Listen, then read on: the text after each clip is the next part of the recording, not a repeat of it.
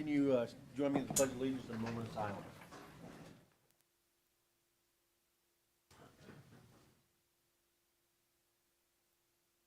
United States of America, republic for which it stands, one nation, under God. Thank you.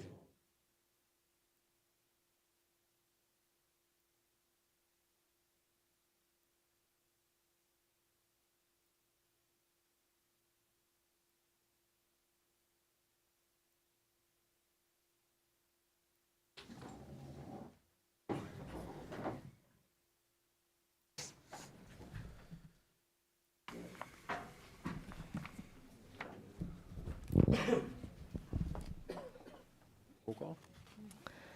Mrs. Cooper. Here. Mr. Kroll. Here. Dr. Gatachu. Here. Mr. Reichard. Here. Mr. Huron. Here. Mr. Vognetz. Here.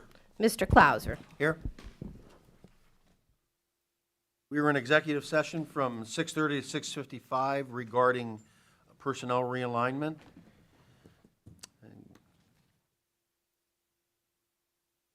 Can I get a motion to approve the meeting minutes from the January 11th meeting?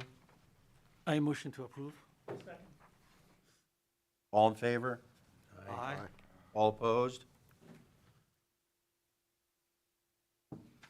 Can I get a motion to approve the meeting minutes from the special meeting on January 25th? Make a motion. Approve. I second. All in favor? All approve? Aye. Aye? Aye. Yeah. All opposed?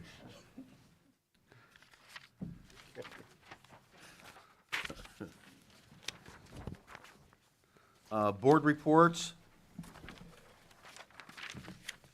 Last meeting from Columbia area, Montour Votech. They voted to change the health and safety standards, to change the way the contact tracing was done, and to remove the mask from the students. And the announcement that this meeting tomorrow at Columbia Montour Votech, they're going to have presenters come in, architects, to discuss the construction that's going to be happening up there. We have anything from the athletic committee? Yes, we met February 9th in person, 5 p.m. New score table came. Gym floor is finished. The weight room and areas of concern of usage and improve the rules and safeties of the weight room. New soccer coach being presented tonight. Upcoming events. Spring musical, The Guys and Dolls, is March 3rd through 5th. The prom will be at the Frosty Valley Barn on April 30th. Also, Hvac Track and Field League meet May 14th. That is for this year and next year also.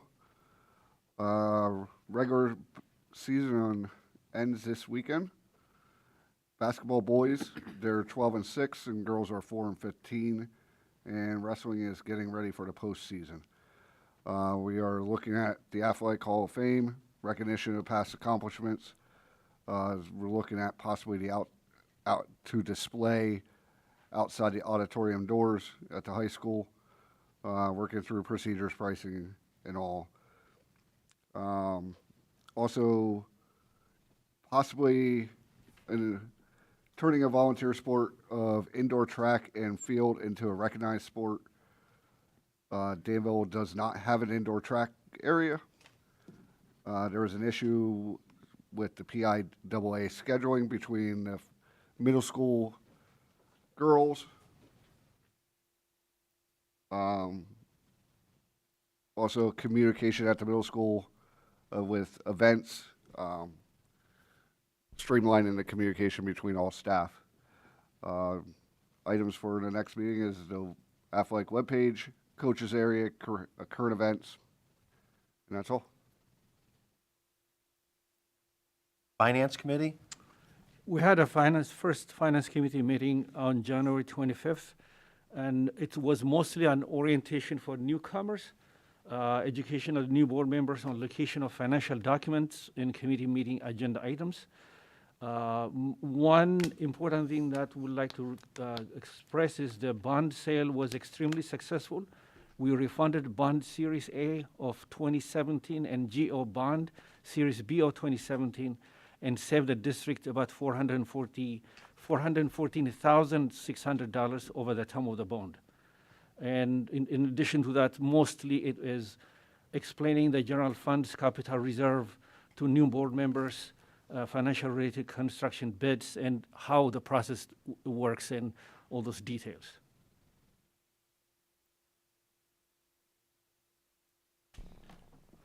I'm done. I'm sorry.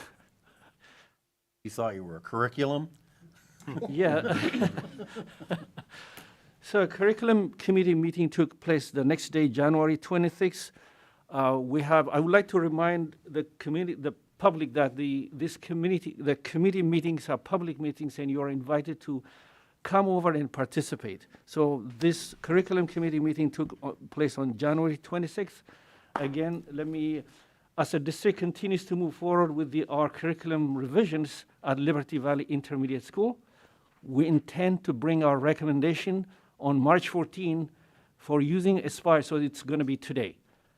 Inspire Science as our launching point series to develop a scope and sequence in grades 3rd to 5th, focusing on the newly adopted Pennsylvania science standards. Materials will be available beginning February 28th for public review in the district office. Also, we will be recommending the adoption of Into Reading on March 14th today as a launching point series for grades 3. I'm sorry, so it's March 14th. Today is what? February 14th. A month behind. Okay. So as the launching point series for grades 3rd to 5th, literacy, materials will also be available in the district office beginning February 28th for review. This decision was made by our team of educators after review of 3 series, Into Reading, CKLA, and My Views. Curriculum, I find it to be pretty complex and something that the community has a vested interest to know the details. So from now on, whenever I present this, I would like to raise one topic and invite either Dr. Beckhart or any of the principals to just give the community an input on what it means, because there are so many parts to this and it's easy for the community to misunderstand. So from now on, instead of just simply reporting and going, I'll try to get into some details every now and then. Thank you. I'm done this time. Thank you, Doc. Building and grounds. Yes, we did have a meeting on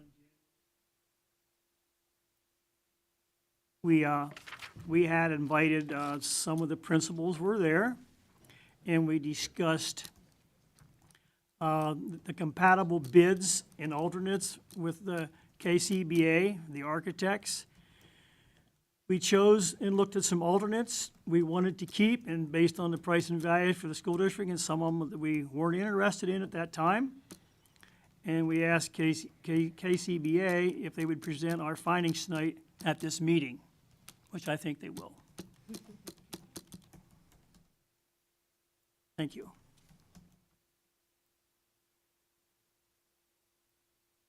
So we're going to announce a special board meeting. It'll be held on February 22nd at 6:30 p.m. in room A215, this room. And that's to interview and appoint 2 board members. And now I'll have the superintendent's report.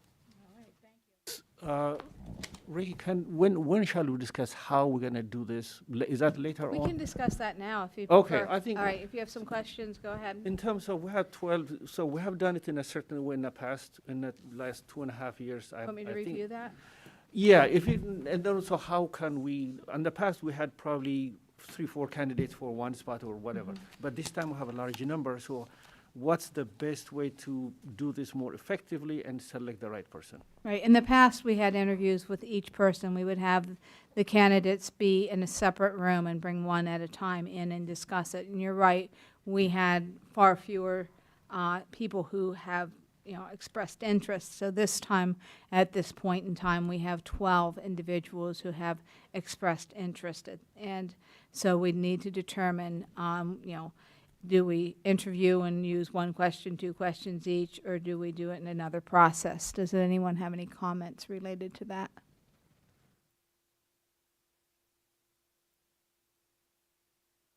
So the concern I have is, when, we interview them and when we vote, there's a good chance that more than two people can have a majority vote. And then if there are 3 or 4 of them that have majority, then do we re-vote until people decide to change their mind? And so what's the best way to do this without protracting this? A couple things can happen. One is we can have all the interviewees, and then what can happen is an individual board member could make a motion and use their choice and say, I make a motion to seat Johannes Getchachu on the board. It would need a second, and then it could be voted, and that person could be voted either way, and then that would be seated.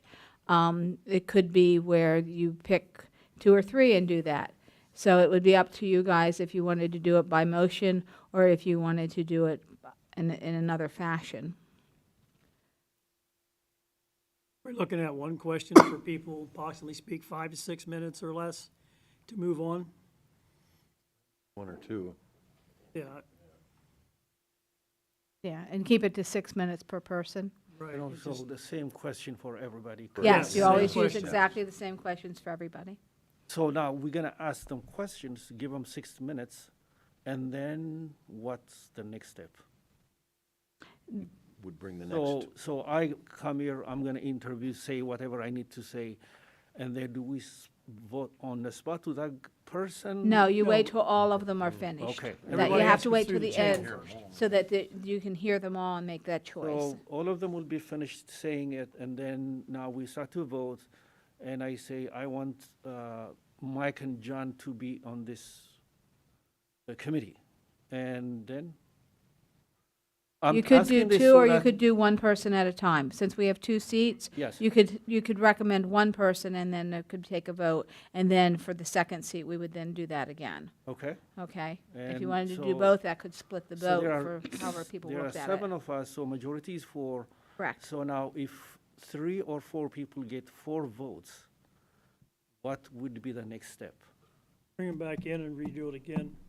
You keep going until you eventually get your 2 candidates. Many overtimes. Well, it depends on your structure. I mean, you can, if you have 11 or 12 people, nominate 3 or 4. Thank you. You could have 4 nominated, or you could have 2 nominated. If you have 2 nominated, you pretty much have a good idea that they're going to get in. If you have 4 nominated, everybody will have a roll call vote. So if you get to this person number 1, everybody votes and they get, let's say, 6 out of 7, that's pretty much a shoo-in where they're going to get. If you go to the next one and they get 3, probably not going to happen. Next one gets 6, probably going to be in, and the next one gets 3. I mean, or you may not even get to that person because 1 and 3 were installed before you got to number 4. So I'm trying to keep it as simplistic as possible without making you work too hard for like an hour and a half, 2 hours filling the vacancies. So what I'm hearing you say, Carl, is that somebody would nominate to narrow the field down to, and then name 4 people. You could do that. And then individually vote on those 4 people. Correct. After you have the motion, you second the motion and approve that, and then you tease out each one individually. Okay. Correct. That would And- work. And what I can do is take what we did in another district that I mentioned and just send it to you. You can take a peek at it tomorrow Okay. and decide and work with the board president and vice president. And just so everybody knows, you're allowed to talk in executive session in an informational meeting how to do this, but you can't deliberate and decide until the board actually gets out here. So this is why we're having this open discussion to see how it can be best streamlined. And it was also asked, like, what is the best way to do it? And experience, I've been in about 2,800 school board meetings. If you start asking 5 or 6 questions, you will literally go for hours. 1 is ideal, 2 is still okay. Beyond that, it starts to get bogged down. And of course, one question can always be, is why do you want to be on the school board? And then you could always say, what is the biggest challenge facing, you know, the current board at this time? And everybody gets 6 minutes, and they don't get to go over that, and you get to decide based on that.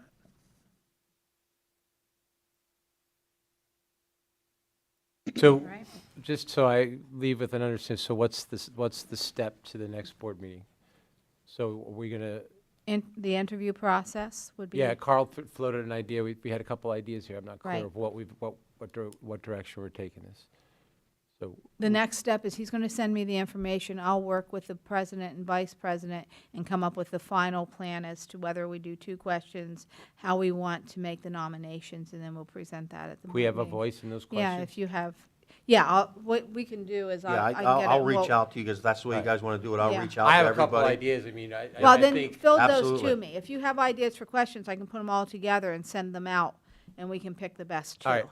Okay, that might be the best way to handle it, okay, Mike? Yes, ma'am. So is the first thing we do on the 22nd is agree on the Questions? rules of the game. So agree on how we're gonna do it and then move on to interview them, or do I have to do it on an email? Is that fair, or? Well, you already know you're going to go into a closed session format. 12 people are going to be over there, 1's going to be escorted. The next issue is it's 1 or 2 questions, and what will those questions be? Yes. And then the third item is how you want to do your parliamentary procedure to elect your two candidates. And that can be discussed amongst the board, and then it can be announced to everybody, so you know coming in here when you go to vote on that next week, what that format is. So I'll be communicating with all the board members, Mike and I'll communicate, and then I'll go forward and we'll narrow down the questions by individually communicating with me, okay? I'll get them out there to you, you can pick the ones you like best, and then I can determine what the choice among all would be. Again, that's individual, board member by board member, so that we don't have more than one person talking to me at a time. And then we'll have the decision as to which next step we would make, and I think that's something that would come through. You know, the idea, I like the idea of saying nominating 4 members and then narrowing it down. I think that is a real positive way to do it. Yeah, there were some questions that were emailed out already when when Ms. Terry sent the list of the candidates out with the letters. Attached to that was a list, is that the right email? I'm not sure if I sent it to everyone or if I No, I just think sent the that went to you. questions to you. Okay, okay. So All we And right. that can was get just that, okay. questions we've asked in the past. So if you want, I can send that list out to everybody, try to compile it and send it out to everybody, or you can just come up with some on your own. if we can have those discussions and it Terry falls can send within the that. framework of the Sunshine Act and all that, I think that, just in a global sense, without getting some detailed ideas, I think we're going through a staged process. We should have a general question, basically tell me why. Sell this group on why you're a good fit, or what your goals and prerogatives, all those things are. I think the second, if we got through that first filter, then I think we should ask some specific questions. Maybe some of the things that we're focused on to those individuals to get us to the next voting level. I think that would be an opinion of how we could go about it. So you want an overall question for everybody, and then we narrow it down, Yeah. and then We got 12 re-interview. folks, we get it down to whatever logical group comes through that process, and then we hone in a little bit on something more specific and maybe a little more challenging, for lack of a better Okay, description, in okay, this group yeah. setting. You know, because then I think that would just kind of hone in on taking away that back and forth. If we have 4 people, and like, who blinks first? All right, now we need 1 more, and Right. I think that would be a healthier way to get a fair view of the individuals we end up. But whatever question we ask one, we ask all. I'm just saying the That's the first rule. one is more of a theme. Mm-hmm. Convince the board why you're the right fit, and tell me why and what you're doing is in the best interest of the kids in this community. Everybody's answer to that, then we come down to the next group, and then we get into some, maybe a few more specifics that we can.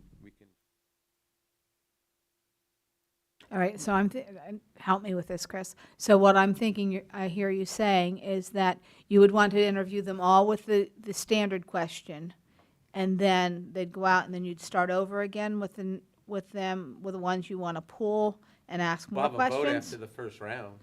So, okay, so you're talking about the first round would be the generalized question, and then you vote to bring 4, It's like 5, an 6 opening back. statement, convince the group you're ready to move on to the next step, and after that, we. And then we would be looking at who we would want to bring back for more detailed questions. So if you Yeah. turn around and say, everybody gets to, like, the Olympics, since that's all occurring right now, and you have to jump so far, everybody has it, and then you'd say, we nominate 4, and those 4 are going to be brought back in for 1 or 2 questions. Yeah. Okay. Yep. That's I mean, Elim- think of the way elimination. we do primaries in this country. You got a panel of 12 people up on a stage. They all make opening statements. You got X amount of time, sell us on what you're all about and how you fit, kind of concept. And then from that we can take it to the next level and then hone in on some specific things and really get into some depth. So it's a little bit more in-depth All right, and then you're discussion. not asking all 12, 3, 4 questions. Yeah, I mean, if you Okay. go through formal interviews, we'll be here for a week. That was my concern. Unless you bring food in, I don't know if I want to sit around for a week. Of course. Thank you. Thank you. That was good conversation. Anything from anyone else? Any other comments? I'm good. Thank you. Okay, so it's my turn. First off, happy Valentine's Day. Thank you. Jeff? The enrollment at this point is, we have gone up by a couple, believe it or not. We now have 94 children. That's an increase of 1 in Head Start pre-K counts. The primary building has 519, Liberty Valley 516, middle school 504, and the high school 630. And we're at 125 students at Columbia Montour Area Votech. Our cyber school has 5, outside cyber schools have 5 fewer students as of this month, so I'm very happy about that. And our Armin Cyber Academy has an increase of 10 students, some of which are the 5 that came over from the outside, and others are students who are in credit recovery. So I think that's going fairly well, too, as far as cyber. We have gotten our numbers down significantly from the peak in COVID. High school, there's guys and dolls. Rich already mentioned that's March 3rd through 5th. We have 4 young ladies there.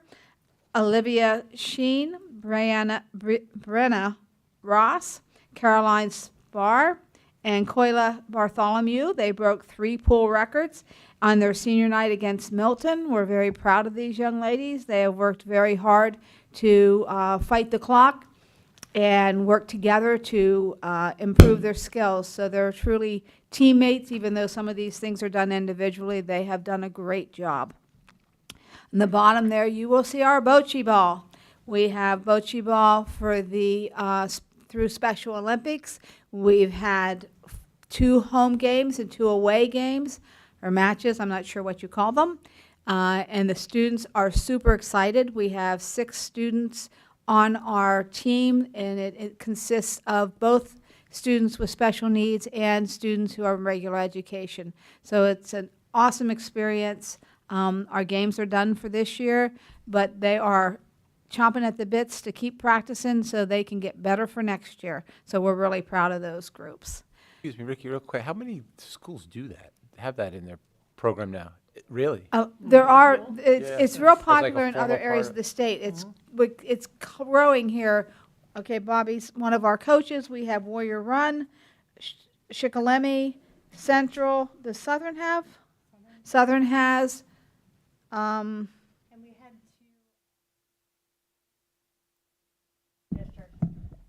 you. We had 2 school districts. Thank you. Doubting? Well, okay, so there They are have 5 cameras? local districts. There are 5, well, we did, well, now, Chris, we did broadcast it on our NFHS, Oh, that's right. okay? And that can be seen. So you can go there and check that out as well. But, yeah, there's 5 local districts and 2 more considering. So we were, we're real happy with it, and it's definitely a step in the right direction to have a true inclusion, not only in the classrooms, but in athletics as well. As you can see, we have makeup days, the February 18th and March 18th. We also have President's Day. That continues to be a day off for everyone. The regional chorus is coming up quickly, the 24th through the 26th of February, and regional band will be the 10th and 11th of March. The middle school, lots happening at the middle school. The students participated in the Columbia Montour Junior High County Chorus Festival held at Central Columbia. These students were chosen by audition. They sang with students from all of the other Columbia and Montour County schools all day, with a culminating performance in the evening. As you'll see these ladies intently looking at that computer, they are focused, and they're focused and racing against the clock to stop a supervillain from infecting the world's computers with a virus. Using their knowledge of percentages and great teamwork, they were the first team to complete a virtual escape room in the 6th grade math. So we're combining math and computers and technology and puzzles and all those wonderful things together to make a really well-rounded educational experience. We've got some skiers down there. The Danville Ski Club members braved the cold at the end of January and had a fabulous trip to Elk Mountain. We had students who are enjoying their chess club, and we also have students representing the Pat Ackerman Reading Challenge, and that challenge is quite exciting. We have students who are learning to love reading, and that has been something that's been going on. You can see in the bottom one, there's older students who mentor the younger students and help them improve their reading skills and just try and foster that interest of reading. And we have to give a shout out to Mrs. Savatos, the librarian at the middle school, because she does coordinate all this effort and has been a great proponent of getting kids to read. Oh, Ken Ackerman funds it. Yeah, that's a funding that is given as a charity for us. Liberty Valley. The students who are in the bottom, let me see where they are. Oh, they're up on the side there. The 100th day of school was February 1st, and it was a fun day to celebrate the 100th day by dressing up like 100-year-olds, doing really neat crafts, and doing fun math and ELA activities. And the kids are noting in their newsletter that there are only 4 months of school left. The students in the bottom 3 pictures are the Connects Challenge students. And I want to give a shout out to the winning teams who are working on building their models for the March 7th competition. The 4th grade students are Alexa Emanuel, Bryson Hildebrand, Drake Herr, and Evie Rockoven. And forgive me if I butcher these names. 5th grade girls are Addison Hafer, Madison Hartzell, Iris Hess, and Zachary Mullen. And the 5th grade boys are Foster Cooney, Gunther Call, and Torin Ryer. So we're really proud of them. They've done a really good job. Also, Liberty Valley will be celebrating Read Across America from February 28th through March 4th. They'll be doing a lot of different things, reading different types of books, dressing up to go along with the theme days, turning in extra reading logs, and just participating all things reading. And additionally, we've got the stock market game starting today. It officially runs from today through May 22nd. It's an online simulation of global capital markets that engages students grades 4 to 12 in a world of economics, investing, and personal finance, and that has prepared nearly 20 million students for financially independent futures. Again, this is a sponsored event for us, and I have to say, in the past, the teams at the Liberty Valley and the middle school have done remarkably well. So go kids, go make some money for us. No, not really, they don't get to keep the money. Anyway, also you'll see our 100-year-olds in the picture there at the, nope, other one, in the primary building up in the corner. They celebrated the 100th day as well, and they had all kinds of events in their classrooms and activities.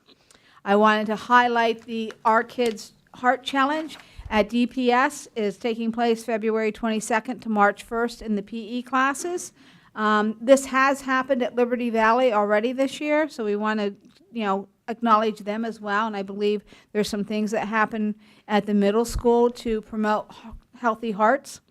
During this time, the students will have an opportunity to learn and review ways to help keep their hearts healthy as they participate in a lot of fun jumping centers and practice and learn jump-related skills.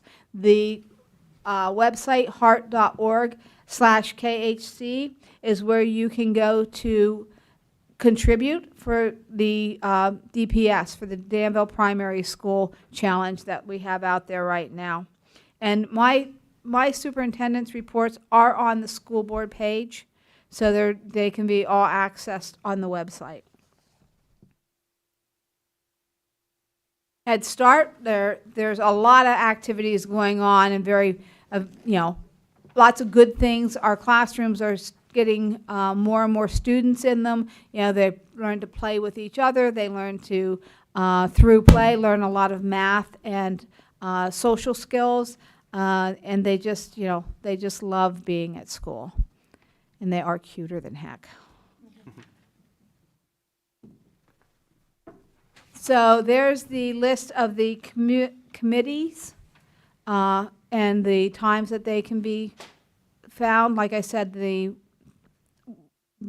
PowerPoint is on the website, so you can access that, and more information will come on that. It will be advertised on the school board page as well. Okay, now a couple things are happening with staffing, and I just want to review this so that you're going to see new faces in some of our building. You're going to see some different things happening. Things changed rapidly in January. It started with the resignation of the administrative assistant for the director of curriculum instruction and technology, and that was a personal life decision, no problems. But with that opening position, we advertised and received several, not only in-house but also outside applications. And so formal interviews were held. The decision was made. We had 2 individuals in-house that rose to the top, to be honest with you. One was the 12-month secretary at Liberty Valley, and the other one was the high school guidance secretary, both currently in 12-month positions. Both those positions in the buildings were union positions, where the director of curriculum instruction is an administrative assistant, so that is not a union position. The decision by the interviewing team was that the fits between the 2 of them, because they thought both of them are really good and we want to give them opportunity to grow in the district because we want to keep them here. We moved Pat Merrill to curriculum, and Amy Wyand went from the guidance secretary to Liberty Valley's full-time 12-month secretary.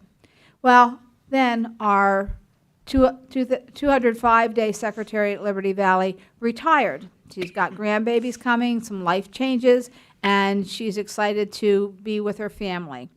So that left another opening. So here we go with more interviews and more people, more applications. And one of the individuals was in-house, our transportation coordinator, who was an administrative assistant position, where the 205 secretary is a union position. After the interviews, it was determined that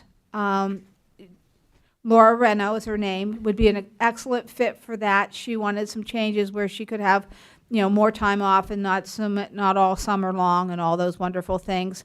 And so with that, Bobby Ely and I, and Bobby's the business manager, we always look at all these things and say, okay, with all this movement happening, what can we do and how should we look at this to improve what's happening in the district and use people more wisely? So we looked at it, we looked within the administrative business office and said, the transportation coordinator does all these things. And we have a position, it's, Bobby, give me it again, coordinator of Administrative Services. See, we have fancy titles. Coordinator of Administrative Services. And her position had been mostly food service and PIMS reporting.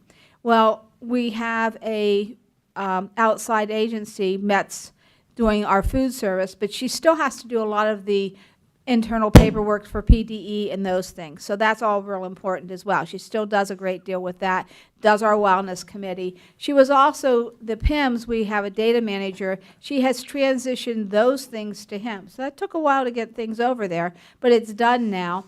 She's also done some projects for us, like the All Hazards Plan, which is about a 6-inch notebook, and some other things as far as purchasing, looking at, collective things.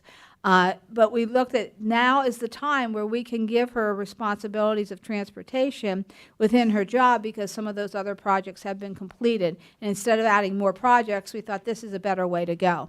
So that's what we're doing. And then the financial pieces we've put across the other members of the administrative assistant team in the business office, including the person who sits in the job of Director Curriculum Administrative Assistant. So we've working all that together. Now, we still have the guidance secretary at the high school empty. So now we have to look at that. Again, more interviews. Another person in-house who has requested that transfer. And so as we looked at that, we said, okay, well, we can look at both these because they're both full-time positions.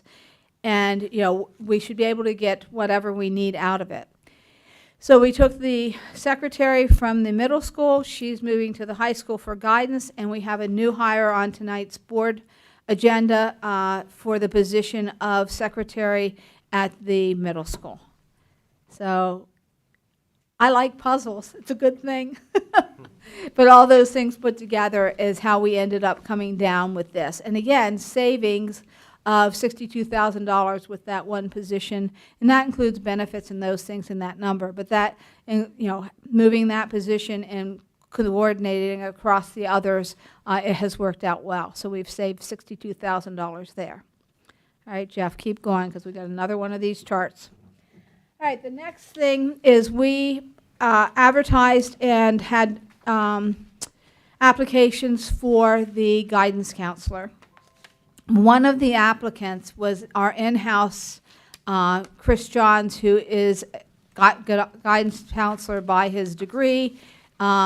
He has been the director of student affairs and services, and that job has a whole bunch of duties and requirements. His request is to voluntarily be transferred to guidance, to move to that position. He has, again, his own personal reasons. He has young daughters who are going to go to college in about 3 to 4 years here, it looks like. So he's a family man. He wants to be with his family. Lots of good things happening there. So we looked at that position because we're like, okay, well, you don't just put somebody back in the position. You look at it and see how you can benefit the district best. So we divided it across, and as you can see there, we looked at the areas that would be most appropriate with other Act 93 individuals. The one area is athletic director. We'll need to look at some part-time athletic director and possibly an assistant athletic director, and those would be stipend payments. All right, they would not be Act 93. They would be stipends. We looked at that under the director of curriculum, instruction, and technology. We would ask that he would have the oversight for all of e-learning. He already does most of Chapter 4, and 339 he's gotten very involved with. Chapter 4 is curriculum and professional development. 339 is career technology integration in our district. And then, of course, homeschooling as well, because that kind of goes with that e-learning oversight. The business manager, Bobby, has taken over Title IX coordinator. We voted on that a couple meetings ago. The principals would then be solely responsible with the support of their assistants, if they have one, for extracurricular activities and clubs. They'd also be responsible for their guidance counselors in their buildings and intervention specialists. And at Liberty Valley and DPS, they would also have the Ironman Cyber Academy day-to-day operations. They work with the teachers. They have teachers in their buildings. So it would be much like having a teacher in the classroom. These people work with the cyber kids. So that covers the assistant principals at the high school and middle school would also be responsible for the day-to-day operations for them. The director of special ed would then take on the role of oversight and training, professional development for the guidance counselors related to 504 plans. And you have to understand that just like an individual education plan, a 504 plan is a legal document. And having been the director of special education, I know that that particular role requires a lot of knowledge of the legal processes and what the expectations are. So I feel like that's where that absolutely belongs. When I was here in that role, I had that under me. So I just feel like that one would go much better. Also, we have foster care students, and that office also takes care of the homeless students as well. So that all packages together. And at the bottom are the different figures that we would look at to adjust their salaries, with the exception of the athletic director, assistant athletic director, which would be stipends. The others would be an adjustment in salary. So it's at the most $5,000 to $2,000 there for adjustments for the additional duties. Even given all that, with the savings from with the change from the $62,000 for the transportation coordinator and the difference in Mr. Johns' salary as the Student Affairs and Services coordinator or director, and at $37,000, that's like $90-some thousand difference. All said and done, even when we provide the difference in salaries, then we have about a little over a $56,000 savings for the district. So we've looked at this in the light of how do we best utilize the resources we have, all of them, including individuals and their jobs and our money, and how can we get the best impact for students. And the one big thing with that is that the addition of the guidance counselor, we can enhance the services we are providing at the middle school and at the Liberty Valley with guidance services that they have, less than the other buildings. So it would be very good to try and enhance those to some degree. So that's where that's all out. This actual staffing will be on the next board meeting. It's not to be voted on tonight, this particular piece. The individuals, as far as the hires for the secretaries, are on this board agenda. Do I have any questions from the board? Thank you, Ricky. So if I feel like some community members may not get it's a little too complicated, like Mr. Huron was saying earlier. So would it be, if I say this will save some money while being more efficient, simply by the nature of the works over the last many years have changed, and also some have disappeared, so the new people are not overburdened. It's not like they're working too hard. It's just that their role has been reshuffled. Right.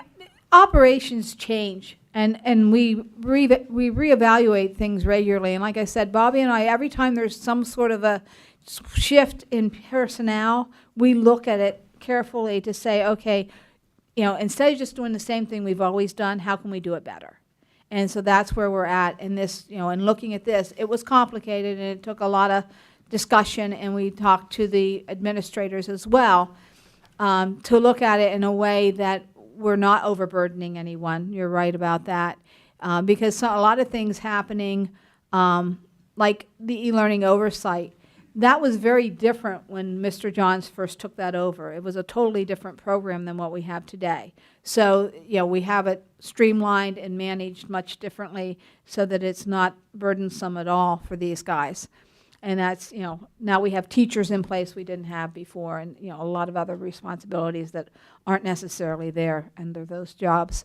So that's, you know, exactly, we want to make sure we're doing what's best for the community as far as our resources, and we also want to create a situation where we're working smarter, not harder. Thank you. Anyone else? Okay. And then the district happenings. I do want to notify the community that we had a complaint sent to PDE regarding the curriculum, and you may have seen that in a previous board meeting regarding the curriculum at Liberty Valley, specifically the 4th grade curriculum. In our presentation, we presented PDE with the materials we have in our units of study, our course overview, our pacing guides, all those things were given to PDE. We had 2 different conferences with them. And what they basically said is our overviews provide sufficient summary of the course. Our pacing guides are a good start to a detailed scoping sequence. And they also recognize the fact that we have been working on going forward. Their statement is, upon review, the PDE has determined that the 4th grade curriculum is not deficient at this time. So there is not, you know, there's no findings of deficient. Of course, they made some recommendations. It was good conversation, to be honest with you. But the reality is we are sufficient. We do have curriculum for all our grade levels, and we are not in non-compliance in any way, shape, or form.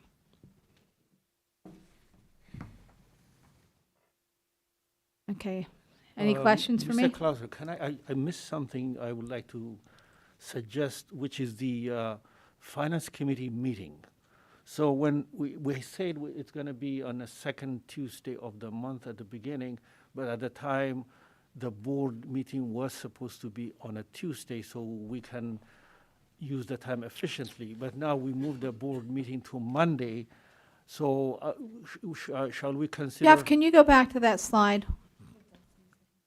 Does it say 2nd Tuesday? Okay, yeah, then we need to redo that. Tuesday, so if Mr. Wagner is fine and the Finance Committee people are fine, it might be efficient to move it to Monday right before the board meeting so that we commit one day. Yeah, it would be and this. not more than one day at a. So it would be the 2nd Monday of the month at 5 Yeah, the p.m. one that- starting in March. So we have to Correct. correct that, Terry. So I mean. The same for building and grounds, then it would be the 2nd Monday of the month at 4 p.m. Correct, Daryl? It would be the same as a board meeting? So- Yes. Yes, so those two have to be go back switched to to Monday Monday. Because, Okay. yeah, we had talked about Tuesdays, and that was a Yeah, mistake. so- Sorry about that. So that's Thank fine you. for me, for Finance Committee, Sherry and So Richard. I think we don't have to decide today. They see their schedule and they can give us a feedback. Yeah, we'll need the feedback, though, because we Yes. need to advertise. Correct. We're good. Thank you. All right, thank you. Yes. This time I'd like to open up for public comment for agenda items only.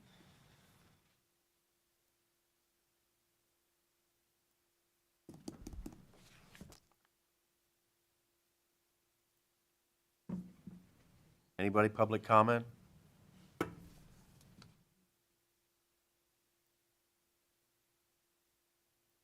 Okay, this time we're going to have the architects for KCBA give a presentation.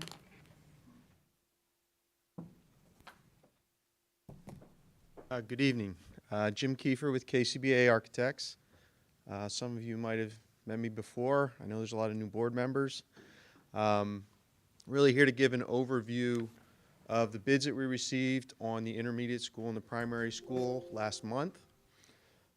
We did present this to the Buildings and Grounds Committee last month.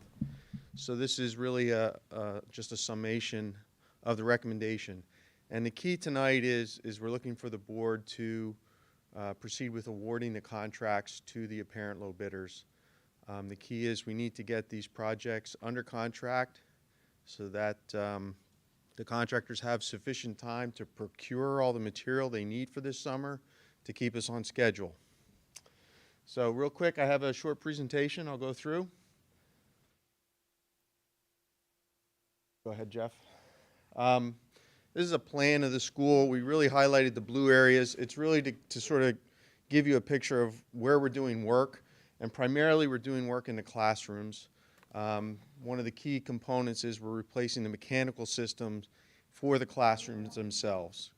So all the areas that are in blue, all those rooms are getting new HVAC equipment. We're doing other work.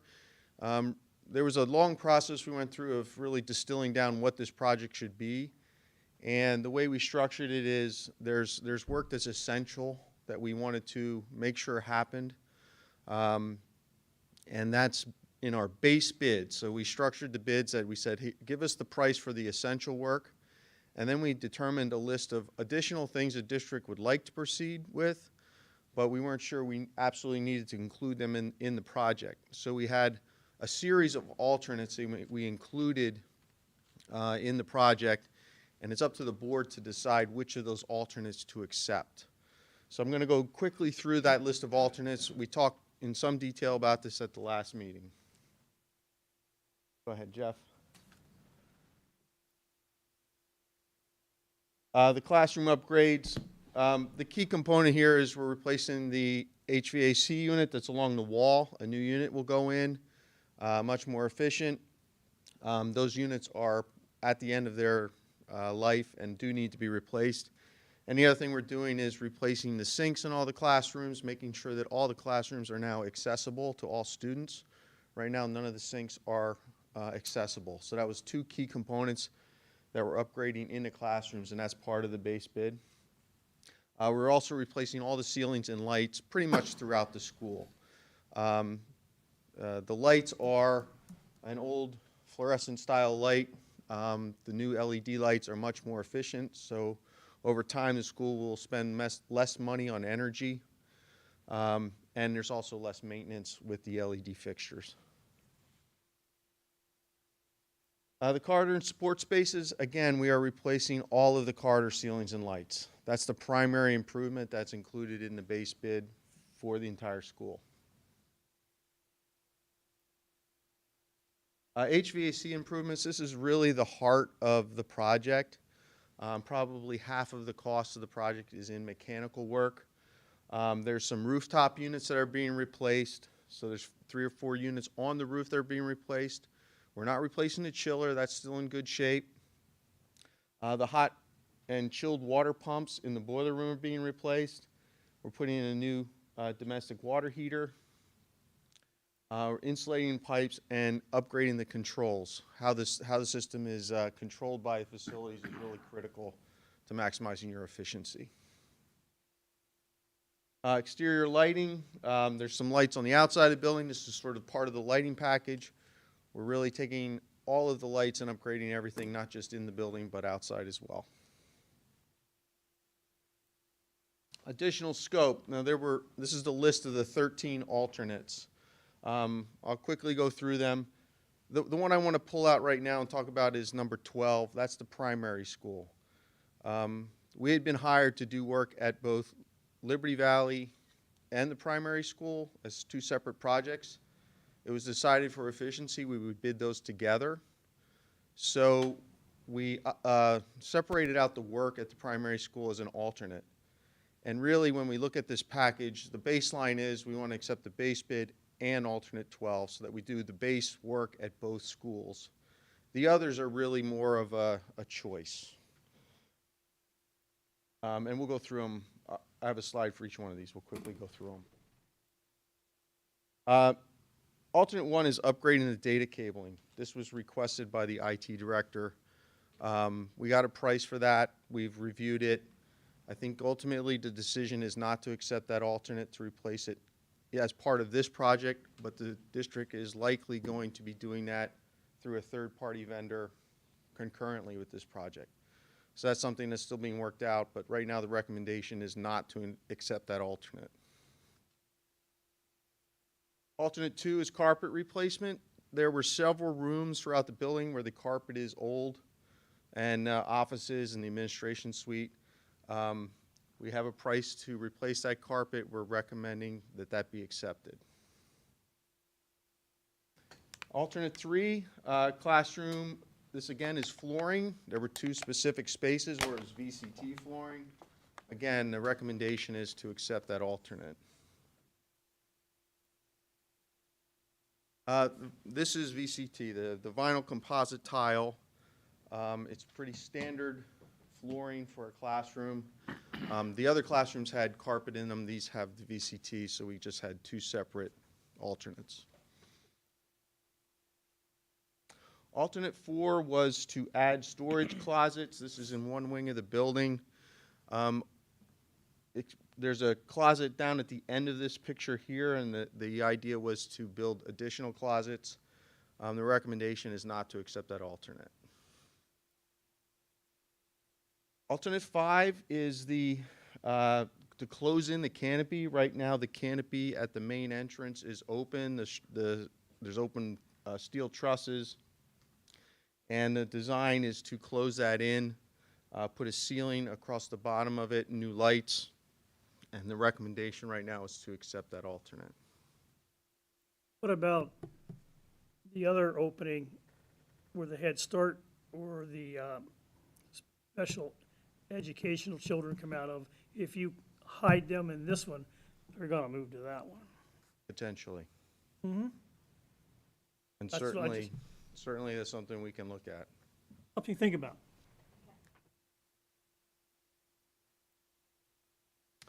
Alternate 6, this is really a cosmetic improvement and a durability. There's a lot of tile in the corridors. It's not in the greatest of condition. And the alternate is to go over it with a new material. So we put a new surface on there that's durable, provides a tack surface for art displays. This is really tied. There was alternate 6 and alternate 7, which were different scopes of work. Alternate 7 is the one that we would accept. We either accept 6 or 7. So right now the recommendation is to accept alternate 7, which is to go over the blue tile and the blue laminate in the corridors. We're going to proceed with both of those as the recommendation. Alternate 8, tack boards in the corridors. There was a request by the principal to put in some additional tack space in the corridors so that there's a designated place for the artwork to be hung. It's organized, and we're not putting tape on walls and destroying the walls. So again, that's one that is recommended that we accept. Alternate 9 is to upgrade the water fountains. There are a few water fountains down at the cafeteria that we designated to improve. This is really an accessibility issue, providing bottle filler stations. Really, that's what the kids use rather than the actual water fountains. We're making sure that the units that we put in are accessible. So that again is recommended. Alternate 10 was the band storage closet. There was an idea to add a closet for additional music storage adjacent to the library. The recommendation is not to accept that alternate at this time. Alternate 11, add roof ladders. There's no ladder here, which is sort of the point. There's 3 spots on the roof where the roof is not really accessible to facilities. So we have an alternate to put the ladders in, and we would recommend you accept that. An alternate 12, that is the primary school. Just real quick on that, it's expanding the space to be used for the cafeteria, so getting more space and more tables in the cafeteria, and also rebuilding 2 of the bathrooms. Again, that's sort of base bid. We really do want to accept that alternate no matter what else you choose with the others. An alternate 13, this goes back again to those unit ventilators. There's a functionality improvement that we can do to those. And what that does is it measures the CO2 in the room, so it knows when the room is occupied, and so it goes to a certain setting when it's occupied versus when it's not occupied. And what that does is it really maximizes your efficiency, so that the unit's not running as if there's people in the room, when most of the time, actually, majority of the time, students aren't in the room because it's night or weekend. And so it's running at a lower setting and saving money on your utility bills over time. I think that was only a $13,000 alternate, and we definitely recommend you accept that. So summary, the base bid, we bid this with 4 contracts, a general, mechanical, electrical, and plumbing. And the total of all the base bids was $3,782,000. With the list of recommended alternates, the total goes up to $4.1 million. The 3.7 was slightly under the budget that was set for both the Liberty Valley and primary school projects. With the alternates selected, you're slightly over that bid. The budget that was established. But we think that those additions are really good value for the district, and still would recommend that you proceed with those.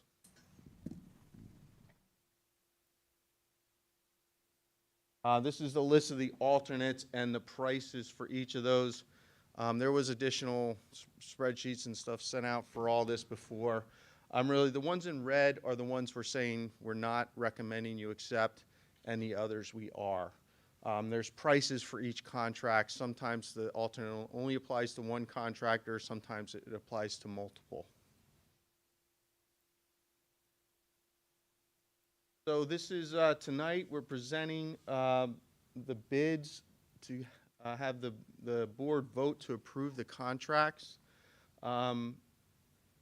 If that is done, we would be issuing a draft of the contract to the contractors this week and issuing them a notice of intent to award. That really is initiating the contract process. We don't anticipate there's going to be much debate about that. When they bid the project, they accepted the contract conditions already. So it's a matter of getting the contract signed, and once we have the contractors under signature, we can issue a notice to proceed. And that's the real key step, is once we issue a notice to proceed, we're telling them go, settle your agreements with all your suppliers and your vendors, order the material, and again, that's what's critical. We want to get those mechanical units that we need to be installed by the end of August ordered so that we get them in time so they can be installed this summer. That is the summary of the bids. Here to answer any questions you guys have. It's a very complicated process, so please, if there's anything you want to know about, please ask. How much over, I'm sorry. How much over the budget was the recommended? I think about $200,000.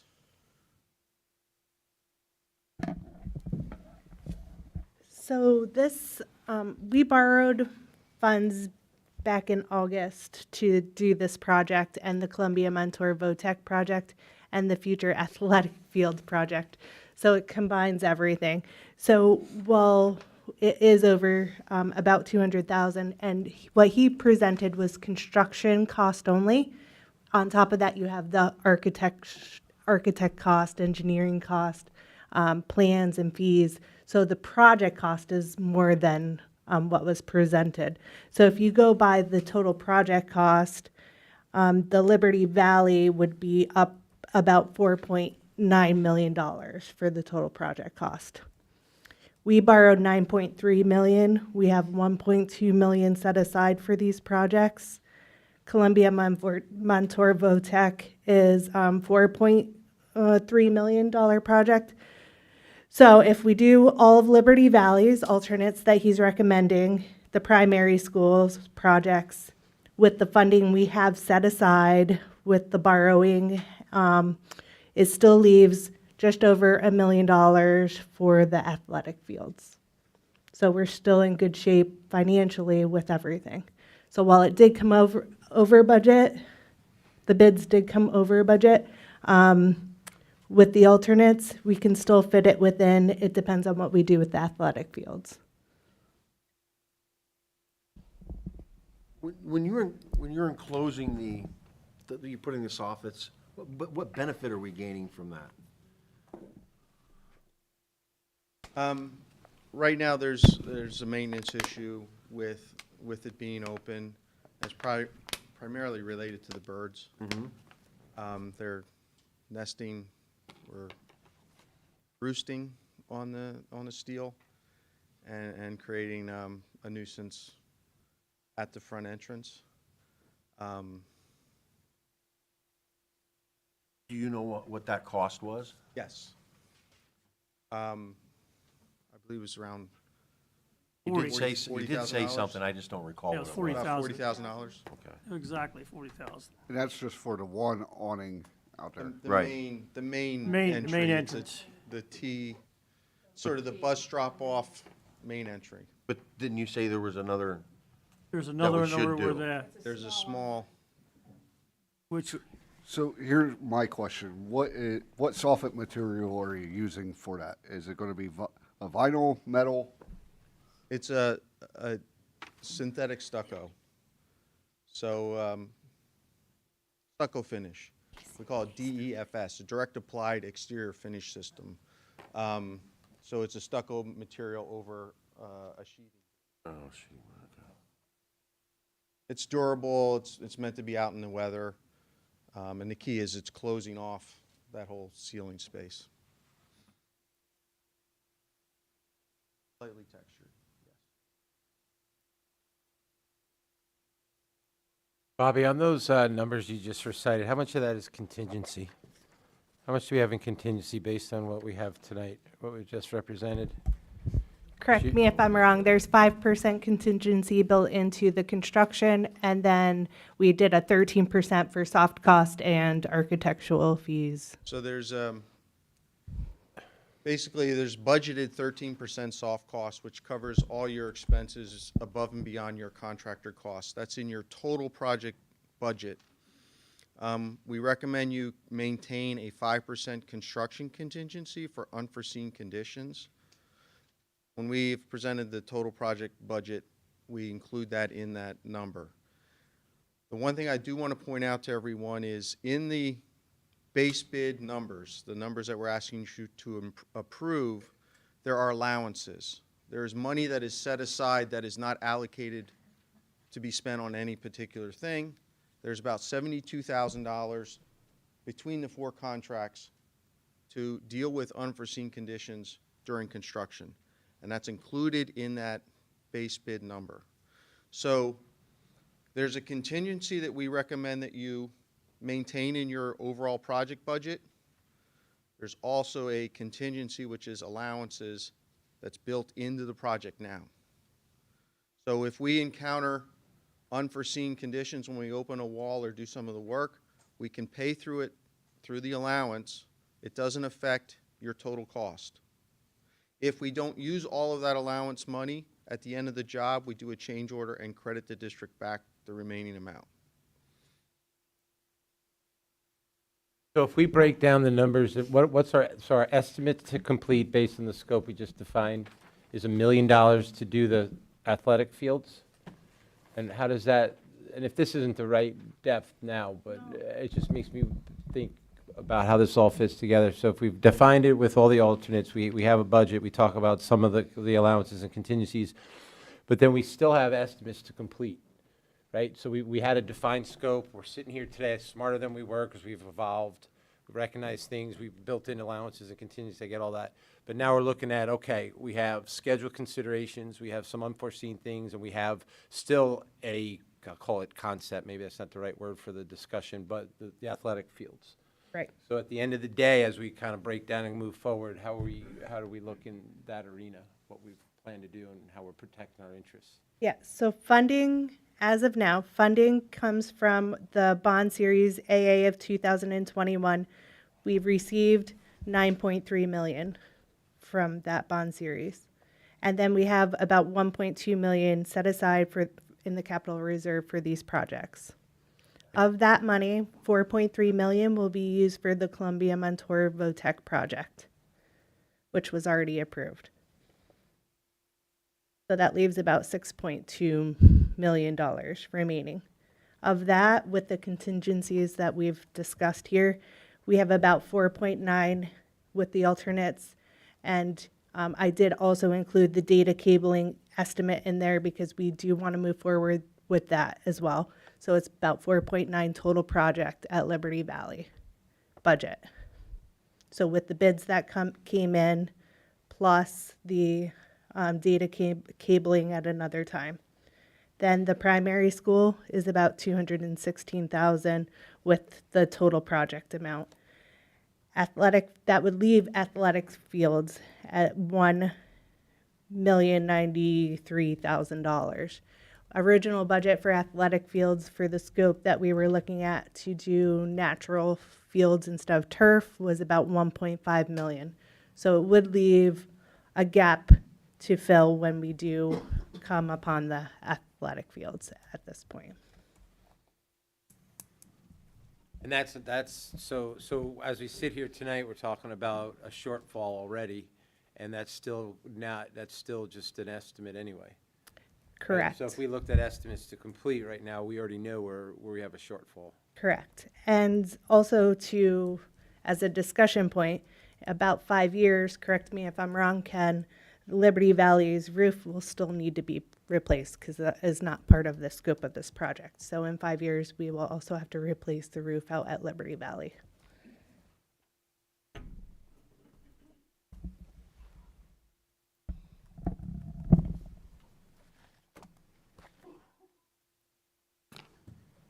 Yes.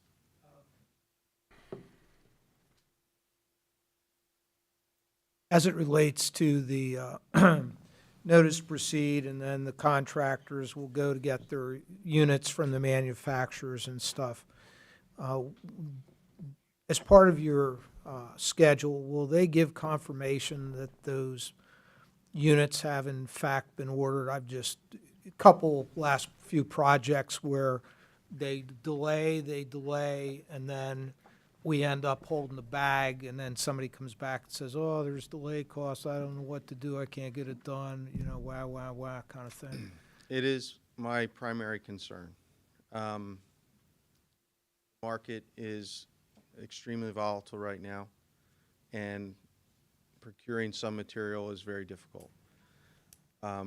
We want the contractor to get the material into the engineers, get it reviewed and approved, and get the order placed. We can definitely have them tell us, yes, we've placed the order, and then we will know a delivery date.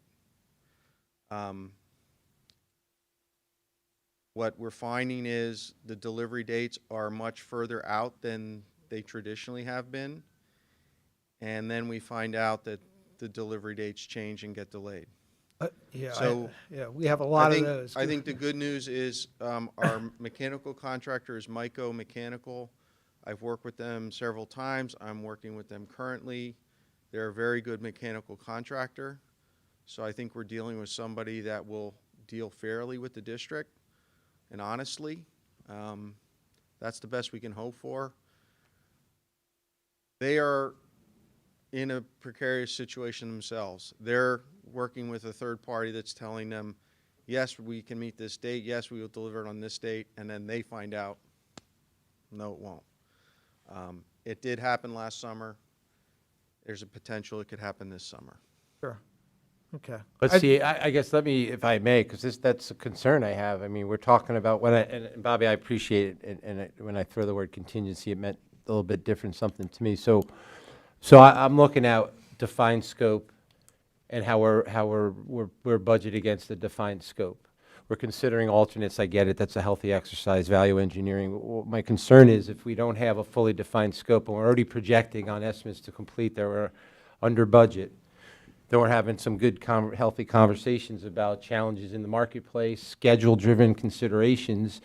The contingency I'm referring to is how much can we protect our interests when we apply some kind of multipliers against some of these risks, these things.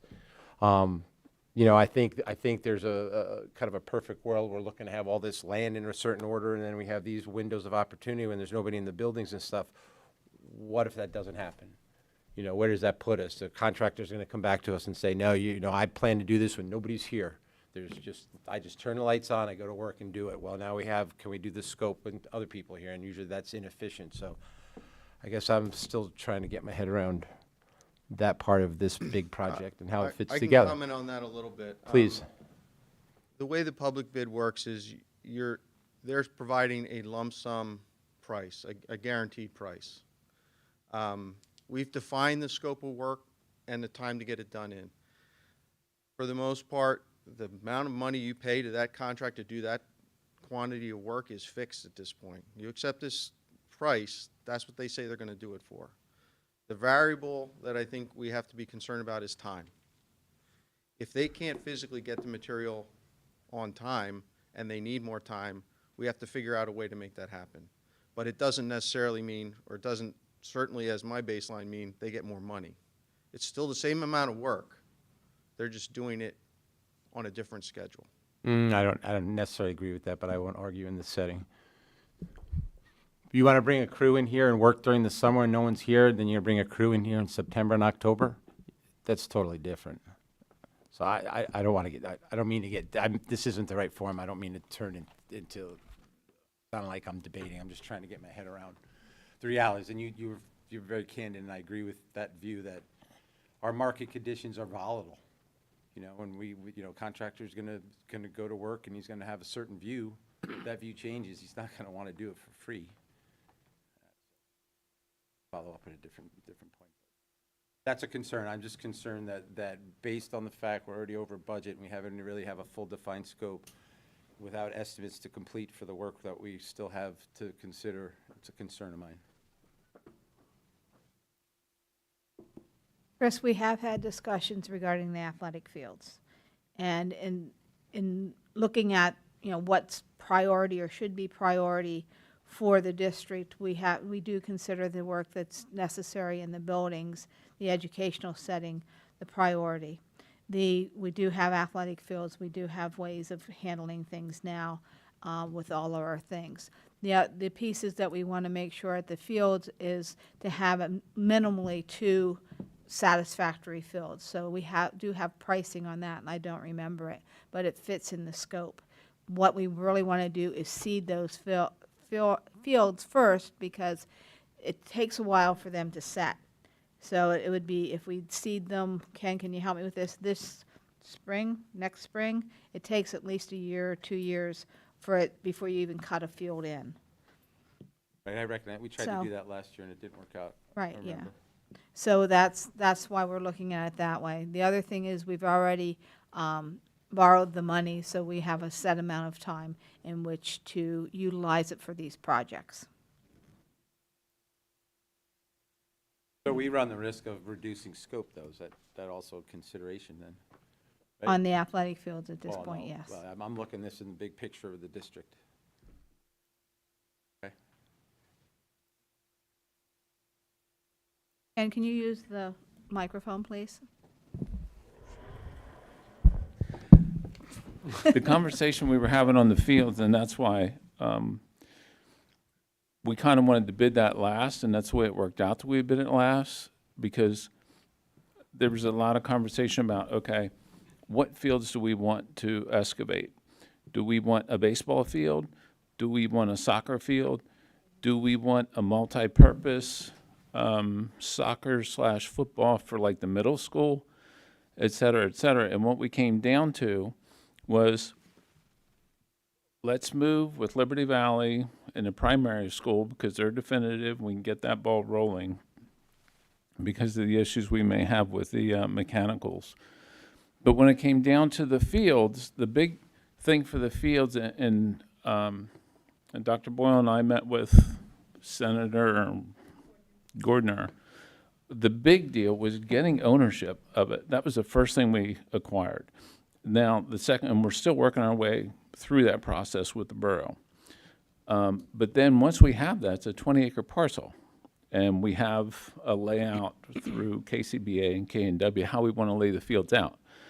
Now, what we don't want to do, like Dr. Boyle said, we want to establish these fields and let them sit for 2 years and just do nothing but mow grass and let it mature, because if we don't, the first thing that's going to happen as soon as the coaches see it, they're going to jump on it and they're going to ruin the fields for 10 years. So right now, the thought is, well, let's just excavate. Let's just level off where the soccer field's going to go. Let's level off where the baseball field's going to go. And if we can put an auxiliary field in at some point in time for like the middle school, their field down there is terrible. It would give them a place to come up and have multiple sports. Then, at a later date, once the sod is mature, we could go in and just cut the infields in, just excavate the infields, roll it up. Now you're going to have a grass field. We went with a grass field because if I recall, the cost for a turf field was like $4 million, which was way out of our budget. So we settled for this 1.5. Now, until you actually get the bids back, no, we really don't know what it's going to be. It's going to depend on the market at that time.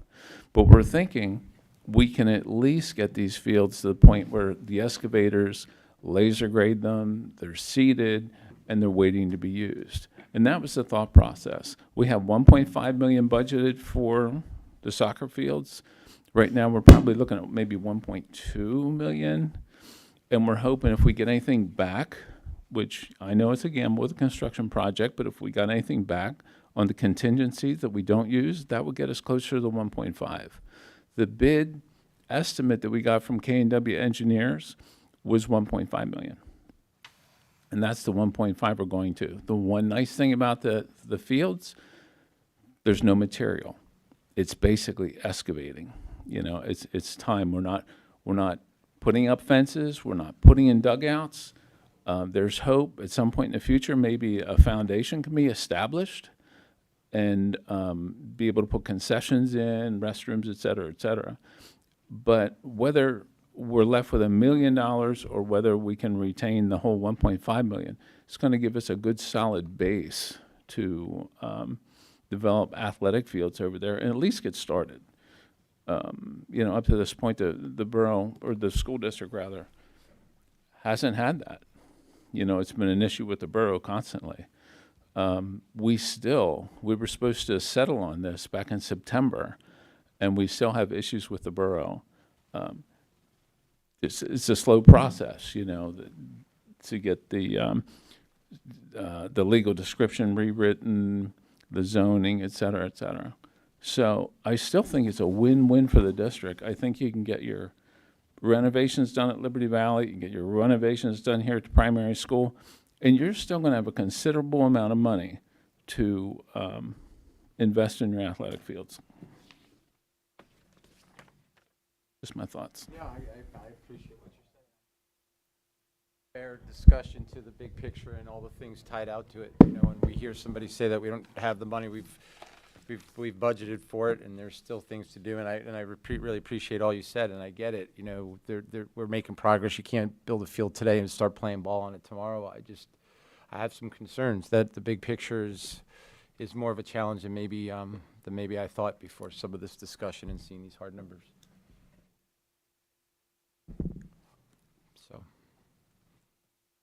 So my hard question, and I honestly didn't mean to put you on the spot, so this wasn't my intent. Let me see where I could get him in a catchy moment. That in my heart was not why I asked those questions.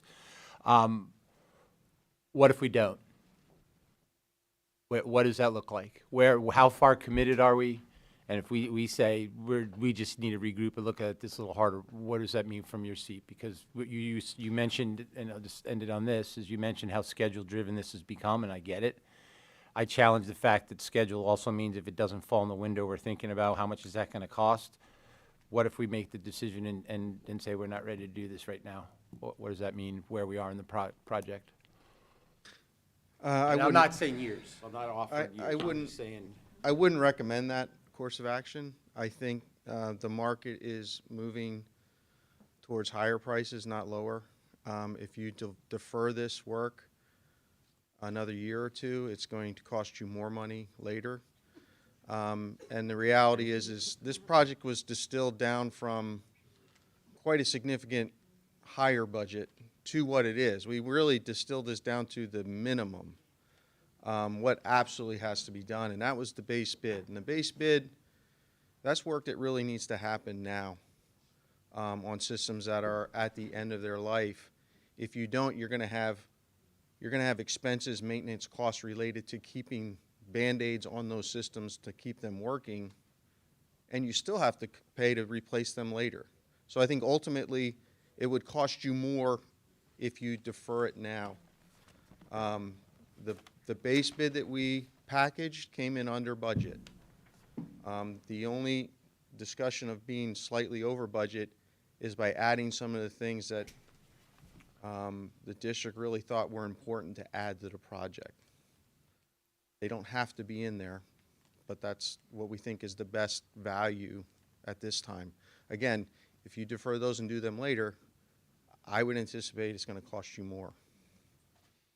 The only thing I can say, Chris, is they built the $80-some million high school at Altoona. End of the day, that did come in under budget. We did go through the COVID, post-COVID scenarios, another one of our districts as well, but we've managed to get through that.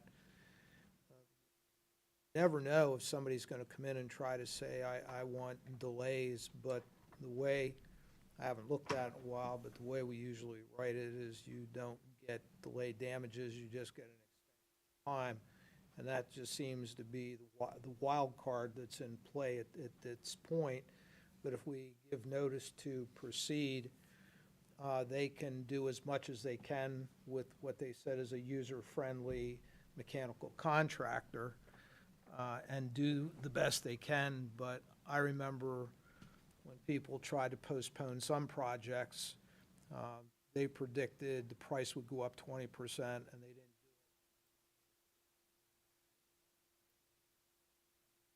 Long run, and I don't go to dinner with this guy, and he gives me no wine, and I don't go on trips or anything. I'm just saying the reality of it is that time delay might be the biggest, might be a hurdle, but it's nothing that every other school district is faced with the same thing. It's currently in a construction project. Oh, sorry about that. Sorry. I won't repeat it. I do have just one detail, I guess I'll call it. Have we explored any lighting rebate programs with our utility? Any of those opportunities in the marketplace? Or is that yet to be looked at?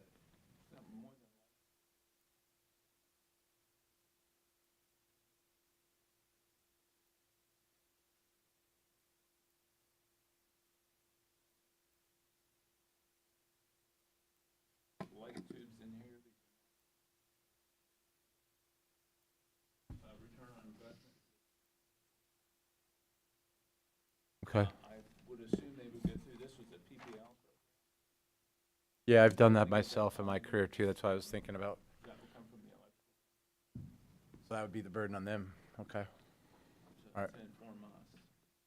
I have a few other things. I won't burden the rest of I'm sorry, you guys, you got a little bit far into the details, but I'll get with you on a couple other ideas to consider. But all right. Chris, if Thank you you. don't mind, you take some more time, and I feel like this is an important discussion, so if you have like a couple of questions, would you mind just, because this is a pretty important decision to make here. Well, I guess I'm getting way into the details, though. I don't know if this is the time and place. I have ideas if we considered heat recovery systems for HVAC to have a long-term value of energy reduction on our utility bills. Value engineering concepts I was trying to come up with just sitting here. And I, just for the audience and the public, I am on the Buildings and Grounds Committee, so I kind of feel a little bit cheek red, and I deserve to be. The problem is my professional world hasn't always allowed me to climb into some of this stuff, so I don't want to feel like I'm attacking Ken in any way, shape, or form, because these guys are doing a great job. It just came to a point. I think some of this just needs to be shared with others. So I just looking at other opportunities that would help us in the grander scheme, because the way I'm just kind of digesting what we're talking about, we've said it's going to take this much money to do all this stuff. now we have this much defined, and it's costing us a little more, and we still want to do all this stuff. Do we have enough money to pay for it? Don't know. So if we do That's my the, simple thinking. if we do the base, would there be a shortfall? No. Between the athletic The base fields? would not cover everything that we really need to be Right. doing. Right. We put them all out so that we could bid them separately, so that we could pick what we needed to do. The base doesn't include DPS, so we would definitely have to include the primary building costs as well, which came in well under budget of what we had previously had. I don't, I guess I feel like it'd be really difficult to do the project and only do half of it, because that's about what it is. You know, we have looked at the data cable and pulling that out specifically because we can look at it in a different way, and Mr. Ryan has talked about using some of our E-rate money to recoup funding, so we're looking at that as well. So right now, we're saying it's costing, if we would do that on our own, it would cost this much. We haven't figured in what rebate or what we would get back from E-rate. So we, you know, there's some pieces there that we're not considering the best case scenario, I guess I should say, because we don't want to come back in the end and say, oops, that didn't work. And also, But we do need these things. the things that we choose not to do today means we're gonna postpone it, which means it's gonna be expensive down the road. And it may never get done, you know, honest. Okay, yeah, so Okay. it's, some of it is pretty important stuff. It's not a luxury, it's not beauty, it's an essential infrastructure. Correct. The one piece I know that has been questioned is the awning outside of the front of the building. If you look at the Liberty Valley, the other section is a very small section. There isn't a lot of entrance and exit from that section where Darryl was talking about. But the entrance to Liberty Valley has always had huge issues with birds and droppings and you know, noises, the whole bit. And we have tried a variety of methods to discourage the birds from nesting there, but nothing has worked.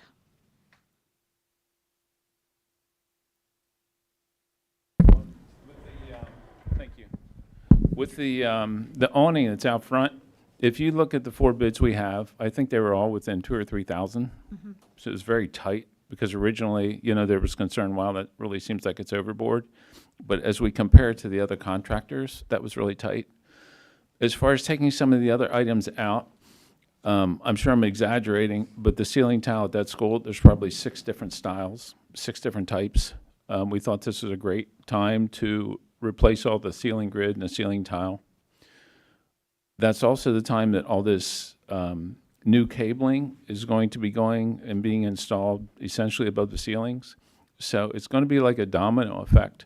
If we say, okay, well, we're not going to take that alternate, we're not going to replace all those ceiling tiles, et cetera, it's going to impact the bid when it's time to do this cabling. So now all of a sudden, these guys aren't coming in and looking at clear ceilings. They're coming in, they have to work above the ceilings, make sure nothing is damaged, et cetera, et cetera. So now you're adding a considerable amount to your labor cost to do that. So if you look over the alternates that were selected, I think they were all like common sense alternates where we really feel we weren't building a Taj Mahal. We kept it like value oriented things where we got the most kick out of it.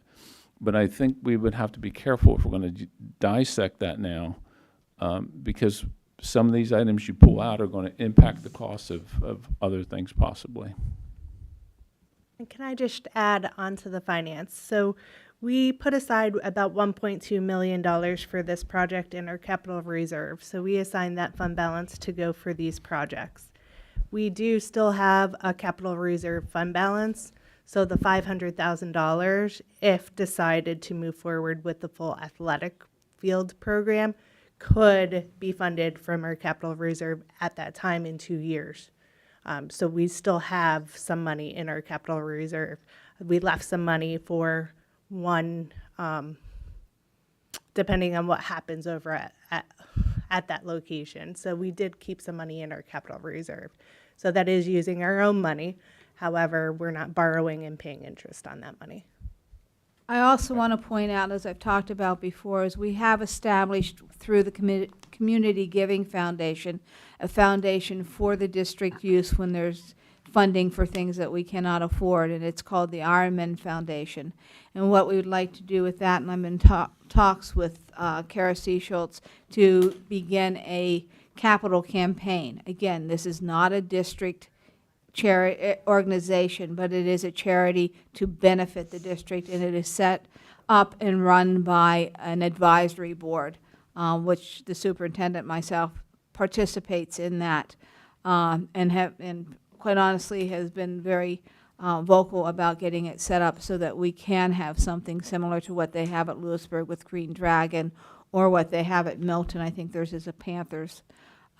So we do have that set up, and we are beginning to look at capital campaigns and how we would use finances and raise money specifically for things that we cannot cover in these situations. One last question. Are you guys the construction managers too? No? Are we hiring a construction manager, or are we doing it self-oversight?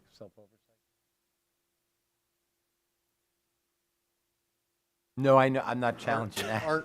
You know, I could probably spend a week just talking about all this stuff. Chris, our contract has construction observation as part of our service, so we're under contract to be out and do the architect side of When there's construction. detail issues, we But can we're not feed back through. we're not there all day. We're not the construction manager, but we do. But you'll provide follow-up services to. We are involved during the entire construction process, meetings with the contractors, bi-weekly meetings, reviewing all the submittals, payment requests, all that. Did you say we were managing? We're doing our own project management, our own. Yeah, Ken is the project manager. He's did that before he became a director of building and grounds.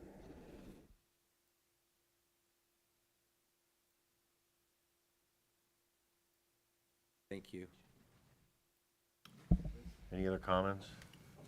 I just have one. So I forgot to add the motion to approve the bids on the board agenda. So we will have to ask for a motion to add that to the agenda. We're ready, Bobby. We're good. Yeah, got it. Can I get a motion to add to agenda 7.3 to accept the bids for the Liberty Valley and the primary school projects? I motion. I second. Terry?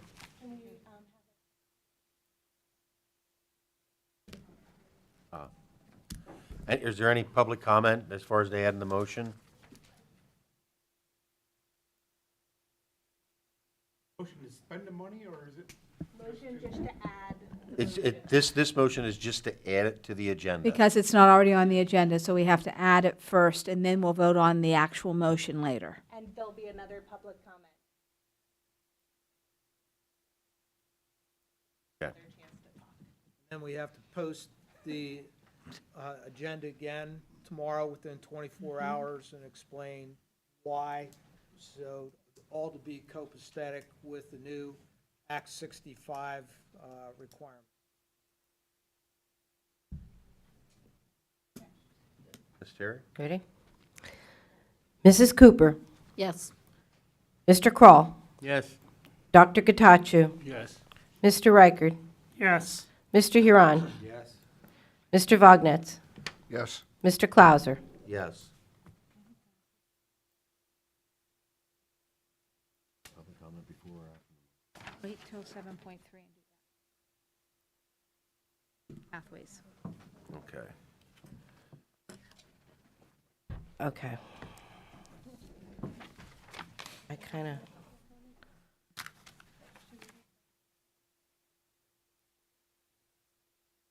I said 7.3. Okay. Well, I might, I turned the presentation into a motion. Oh, okay. I made it action so that we could just, Yeah, then we have to finish this. and I added my motions. Ask for a motion. All right. I mean, I can, Yeah, we gotta get the motion first, right?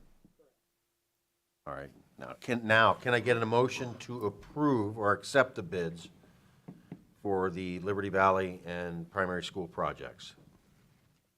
I motion to approve. I second. Is there any public comment?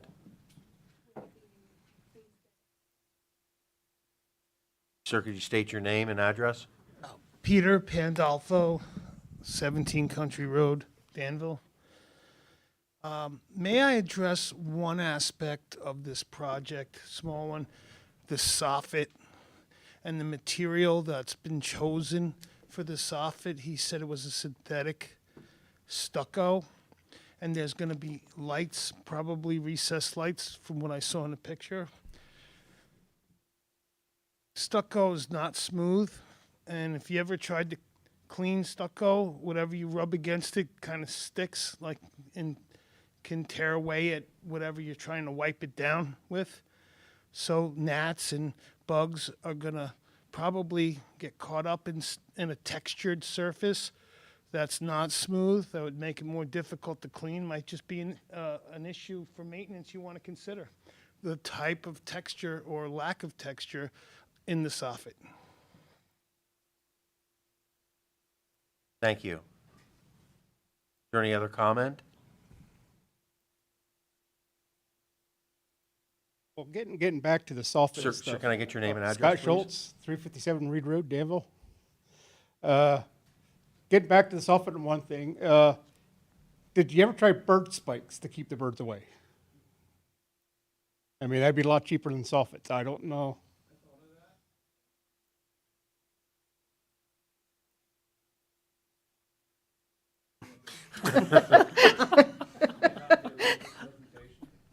So, I mean, usually the birds just, they don't land on it, you know. Okay.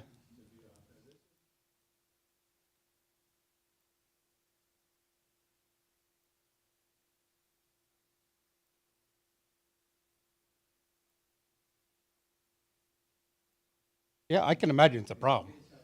Yeah. Yeah.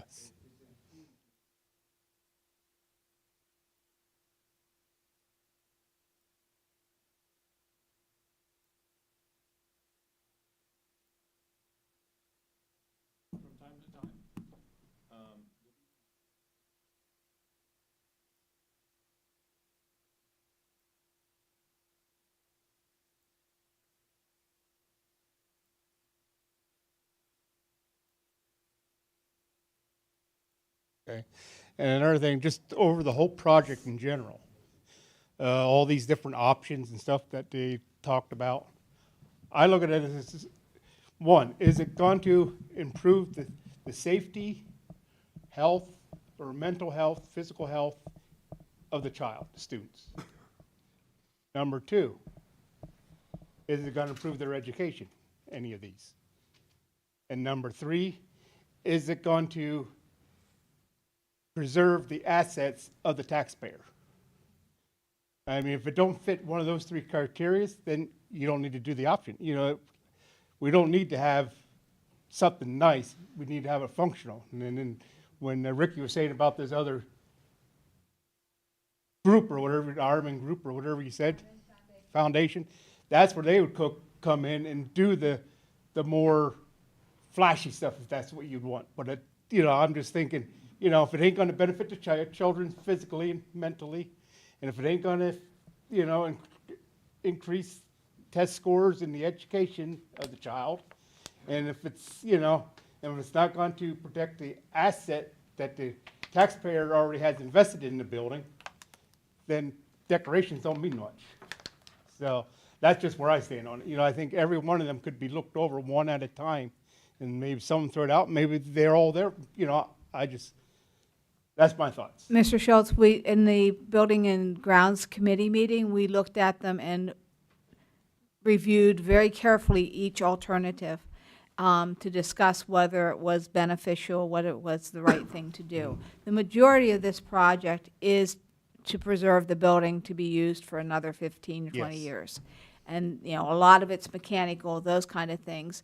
The things that we would do in the hallways is not necessarily beautification, but better ability to showcase this kid's work, to be able to do more things and extend what's in the classroom into the hallways.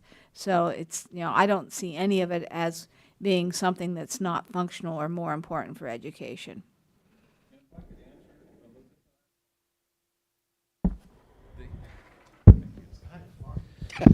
The heating system out there is really substandard. I can't attest to the value of more consistent heat. You'd have to talk to the teachers and see if that affects the kids or not. I can tell you that the CO2 controls we're putting in there are going to make a big difference. That's state of the art. To give you an idea of what type of things we talked about, what type of things we took out of this bid, the one photo that showed the storage in the hallways and everything laying all over the place, okay, we took that storage room out to save money. We took the band instrument storage out because we felt that the band is not large enough at this point. And what we're going to do, we're taking those duties on through the maintenance department, and we will frame those walls not this summer, but next summer after the contractors are out. We'll put our own storage in. We have guys that are quite capable of doing that, and we'll do that for both the instrument storage. So we did more than just look at these. We really kind of sifted through, okay, what do we really need? What can we get away with? What can we not get away with? But like Dr. Boyle said, the HVAC system out there is totally substandard. And I agree. I heard the same thing on that. But I I don't want the building to devalue because we don't do repairs. So that, you mentioned about carpets. Is it just going to be wall-to-wall carpet? Is it going to be these tile carpets that you can, if things get spilled or on it, you can pull up like the hospital has and you put another piece down in place of it? Or? Carpet tiles, what we go with everywhere, because if you soil one of the carpet tiles, we can pull it out and replace it. If you look at the carpets that are in those classrooms, they're so old, I cannot imagine what kind of allergens are stored in those carpets now, because they're just going years forward, old. So it's going to be easier to clean. That is going to be healthier in those two particular classrooms. Once again, it gets back to. Can I just make one quick comment?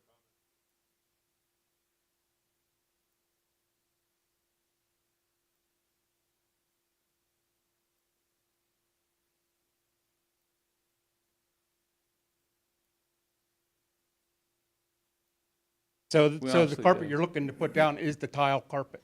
Okay. Yeah.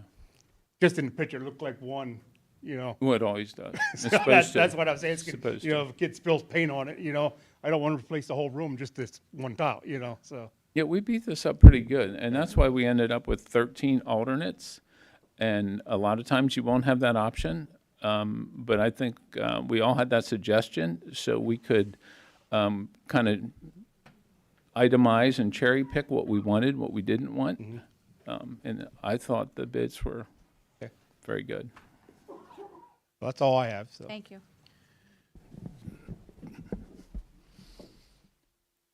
I'm really gonna shut up.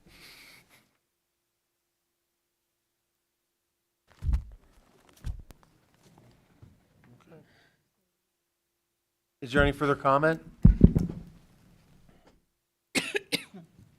Can I get a motion to accept the bids for the base cost and alternative cost as identified in the KCBA? Base bid, $3,782,000. Base and alternate is $4,188,600. Motion. Second? Oh, we already had the motion. We didn't list the bids. Okay. Okay, so now Mr. Reichard is first then, okay. And did we second? Yeah.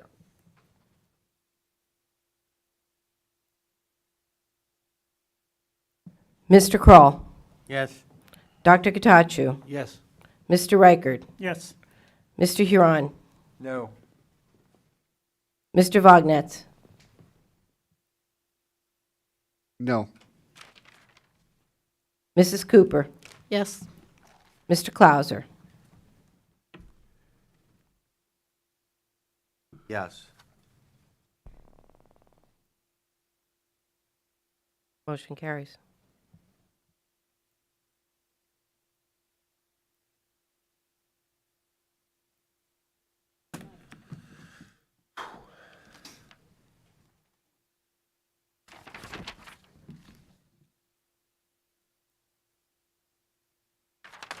Okay, next, can I get a motion to, I'm sorry. Oh, pathways presentation, okay. I'm getting a little ahead of myself. Sorry.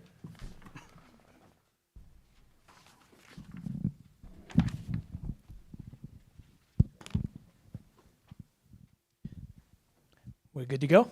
Yes, sir. Okay. All right, well, good evening, everyone. I'm John Bickhart, Director of Curriculum, with Jeremy Wynn and Bobby Varholic, our principal and assistant principal at the high school. So we're going to move from one heavy topic to another. Realistically, what we're about to present to you in a fairly short amount of time is about 2 years of work we've been doing at the high school level of where we see the high school evolving to. So the idea behind Pathways is pretty simple. It's career readiness and college readiness for all kids. It is not mutually exclusive. This is the number one thing I want, especially the new members of the board, to hear is the design behind this is we want all kids to be college ready and career ready. We want them to have the ability to go wherever they want to go. With that said, as we've progressed through this process, and at the last curriculum committee meeting, we were discussing some of the decisions moving forward. But ultimately, we came back to, I think it's very important with the new faces here that we give you as much of an overview as we can of where this started and where it is today. So to make the decisions to move to a career pathways model at the high school, and again, this begins with the students who will enter the high school next year, the graduating class of 2026. Students that are currently in our high school, they will follow the progression of our course selections that are currently in existence. But ultimately, there's a lot of things that went into this decision on why we felt a pathways model was important for us. So you see that top line: social emotional learning, instructional time, graduation requirements, grading, weighting of courses, class rank, homework. We literally could probably spend hours on each one of those topics. Dr. Katachu, Mr. Huron, Mr. Reichert, I think over the past 2 years you've heard many of these conversations, but we have adjusted the instructional time in the high school. We looked at that under an umbrella of social emotional learning. We adjusted the graduation requirements. We are discussing grading and weighting changes in conjunction with our high school teachers. We're looking at where class rank will go in the future. We've been always discussing how does homework fit into this puzzle. So a lot of those pieces are more student-centered and where that goes. The times did change, Mr. Wynn, just to remind me, the exact diminishment was about 30 minutes to 45 minutes at the high school. Okay? And again, that was under advisement and discussion at the board level and with the teachers. 339 is a major piece. Dr. Boyle referenced that earlier. It's a major piece of legislation when it comes to career pathways and what we are doing K-12. So that is another piece of this puzzle that leads in K-8. And this then would be the conclusion of it in 9-12 of making sure our students are both career and college ready. We have an occupational advisory board that leads much of our programs, our classified instructional programs. That example would be our ag programs that we already have here. We've added entrepreneurship and we've added diversified occupation. So ultimately there, it's again programming to meet student needs. The comprehensive plan that was approved last year. Believe it or not, it goes very quickly, and especially inside of the COVID dates, we will be back approving another comprehensive plan a year from now. Ultimately, within that comprehensive plan, many of these things were discussed in there. How does our grading look? How will we implement social emotional learning? And that was very board related with what our goals would be. That was presented again last year, and we're continuing to evolve that. Middle States accreditation occurs every how many years, Mr. Wynn? Every 7 years, and they were here a few years ago. What they identified of areas of focus were length of the school day being too long, okay, and the stress and pressure of students. They were able through those interviews to determine that, and again, some of the initial decisions for instructional time and all of that were changed because of that. So again, February 2022, that all has been going on for about over 2 years now. One of the most hot topics, of course, is social emotional learning. So we've been doing more surveys. We've been working towards that. We just did a recent survey in 3rd through 8th grade to gather some data. We have what is called PACE survey data that happened at the middle and high school. So we're trying to gather information on what our students are saying and what our teachers are saying about what needs to happen beyond just the academics. Jeff? So a little bit more into the details here. All buildings adjusted their schedules a little bit. I said about homework. Homework is always a constant topic. We believe homework has a small piece. We started many years ago with a framework on homework.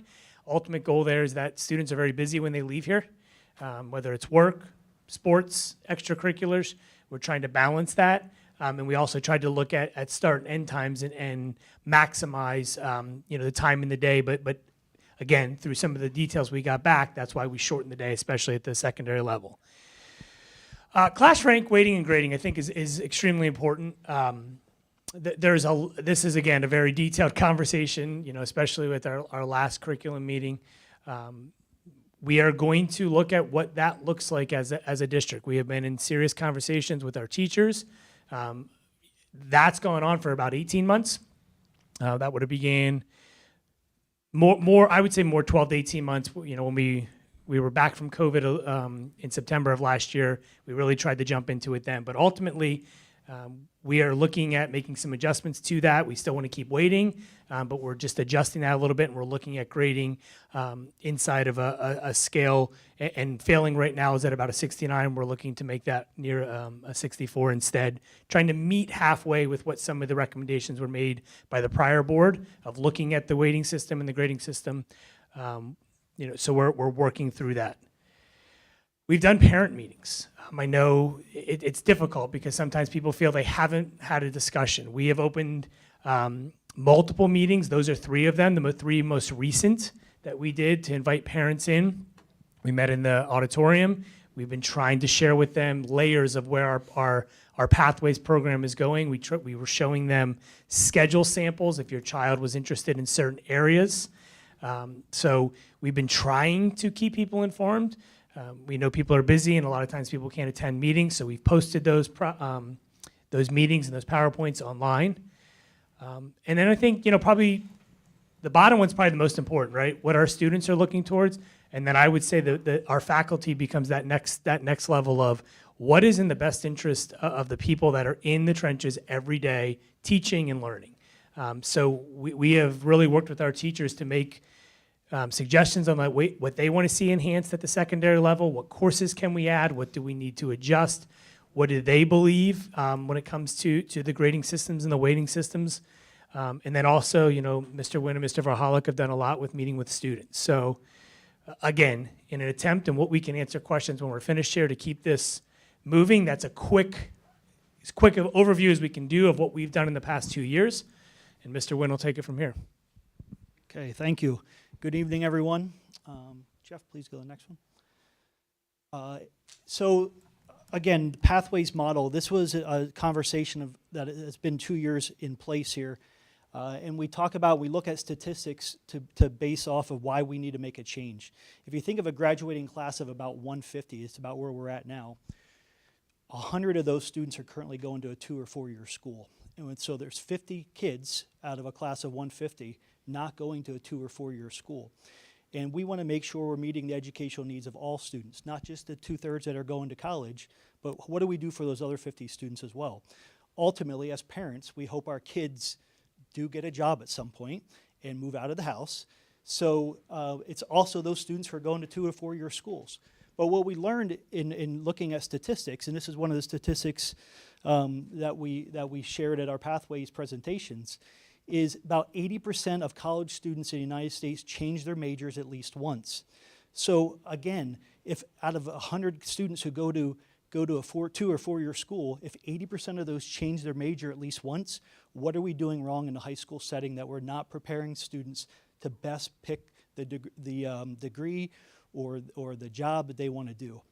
So again, you can look through those statistics. I'm not going to read all of them to you, but when kids change their major, essentially what you're doing is you're adding additional years or semesters to your to college. So every time you do that, and I was someone guilty of changing my major, it added another year to my ultimately my student debt. So when it talks about student debt here, you can see our Pennsylvania ranks among the top states in student debt, and it's nearly $35,000. So again, adding years to that just compounds that. Another piece of this, why why prepare students more for and take more classes in high school, what they might want to do, or maybe find out what they don't want to do, is because 18% of all college freshmen list undeclared as their major. So again, students not knowing what they want to do when they go to college. And then the last part of it is we know that students, 30% of all students take more than 4 years to graduate. And some of them, 50%, take 6 years. Jeff? So again, why implement pathways? And again, for the class of 2026 and beyond, is to provide coursework for all students, not just the 100 that we feel that we've been focusing on, but all 150. How do we, and one thing we say is, what do we want our students to have? What qualities, what characteristics, what things when they walk across the stage of graduation, what characteristics we want them to have? What is a characteristic of a graduate at Danville? We want to offer information for them on various career fields. One of our courses we're going to add in is a GPS course, which Mr. Varholk's going to talk about in more detail, but meeting with our guidance counselors, talking about different pathways, talking about what careers there are and what careers there might be down the road. There's careers, new careers every day, and there's careers that are no longer in existence when I was a student. So again, we have to adjust our curriculum to meet those needs as well. And then we want each student to have an individual career plan. So again, you might want to, and we're not asking every student when they walk into high school, hey, pick what you want to do for the rest of your life. I think that's one of the things where people, can I change my pathway? Of course. We change jobs often, and we change careers often. We know students are going to change their mind, and that's fine. But we want them to have a specific career plan when they leave, and whether that's going to college or whether it's not. And then the last bullet point there, we want them to stay engaged. We want them to be better students and have better success for whatever the job that they want to do. There's a lot of jobs today that don't require a 2 or 4 year degree. We want to prepare those students. If they do want to go to college, great. We feel like we do a great job with those students, but we feel like we've been doing a disservice to students who are maybe not entering that 2 or 4 year school and going right into the workforce or into the military. Jeff?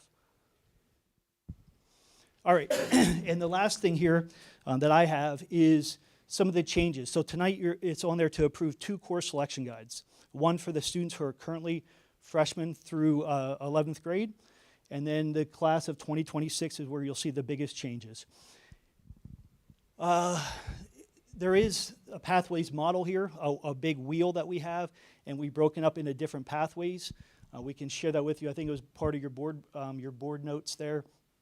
We also have the guidance pathways and social emotional learning class, which Mr. Varholk's going to talk more about. All 9th graders will take that. And then we've added a lot of very interesting courses. You can see the list of courses up there. So we've done a lot in terms of gauging towards student interest levels already. And also, and to see you here, Jeff, is funny because what we talk about is what do our students in our area, if we want our students to stay in this area, what jobs do they have or what jobs are available to them? Obviously, health careers, educational careers. We have a criminal justice class that we're starting. We have education careers. Those are, when you look at Columbia Montour, those are some of the greatest and the most available jobs within our 2 counties here, in Northumberland County as well, that those are students that careers that we want to prepare students for.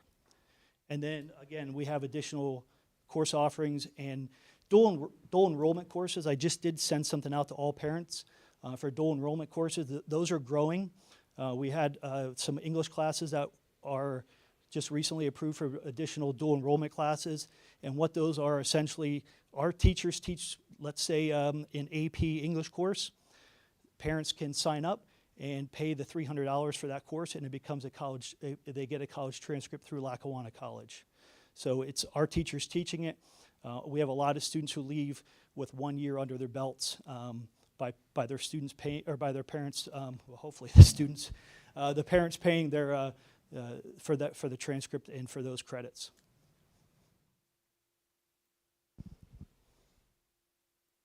Yeah, so the vision that we had, obviously dating back to even before I was here, has been working with the staff, not only to develop the 2 course selection guides that you'll see, and I believe in your board notes, but also working with the staff on improving the curriculum that we already have in place. And as Mr. Wynn had spoke about, some of the courses that we already have offered, or additional courses that will be revamped or kind of developed over the next 4 years, obviously ending up with that 2026 graduating class. So some of the courses that we work with the staff on, which again, it's not only just Mr. Wynn and Mr. Beckhart and myself working with the staff and the students to kind of do the best we could to work with the course offerings that we already had and develop new courses. So the teachers have been working extremely hard on developing those new courses, and some of those are world cultures. We revamped. The social studies department worked on that, which was really good. And then some of the English electives that we have, and then science courses. And again, some of these courses will continue to evolve over the course of the next few years. Also, one of the other courses that we have that Mr. Wynn touched upon was the GPS course, which I will credit him for that, which he will obviously have a big head for this, but it's guidance. So GPS would be guidance. So the guidance counselors will have the opportunity to work with our students in building not only their career awareness, but also the different parts of guidance that they wouldn't normally have the opportunity. Now they'll be able to have the course to be able to discuss with the students just any topics that might come up. Pathways, which obviously we're going to continue to make the students career awareness, and then developing what they are looking at over the course of the 4 years that they'll be at the high school. And then finally, the S stands for SEL, which will be the social emotional learning piece, which again is already kind of being developed by our guidance counselors. So not only the teachers, but also the guidance is kind of working on this curriculum as well. And then finally, the additional SIP code offerings, which again, people continue to talk about career readiness and CTE, which is our career and technical education. It's not all of what we're doing here, but some of the SIP codes that we'll be adding, which are right now we already have entrepreneurship, all of our ag programs, and then we'll be adding child care and health sciences, which would be a really nice program for the students. So. Good. Okay, so questions, thoughts we can answer. Just that process question. So when incoming freshmen will go through the process, every incoming freshman goes through the process to determine career pathways, or goes through, everybody starts in the process?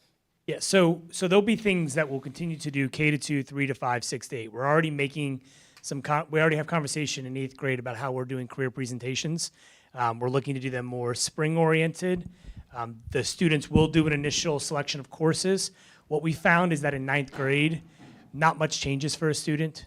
It's a pretty locked schedule that 9th graders have no matter what, because of just how their courses, what they need to take. What we're asking then is, as students are moving into that end of 9th grade year, that they make an initial determination of a pathway.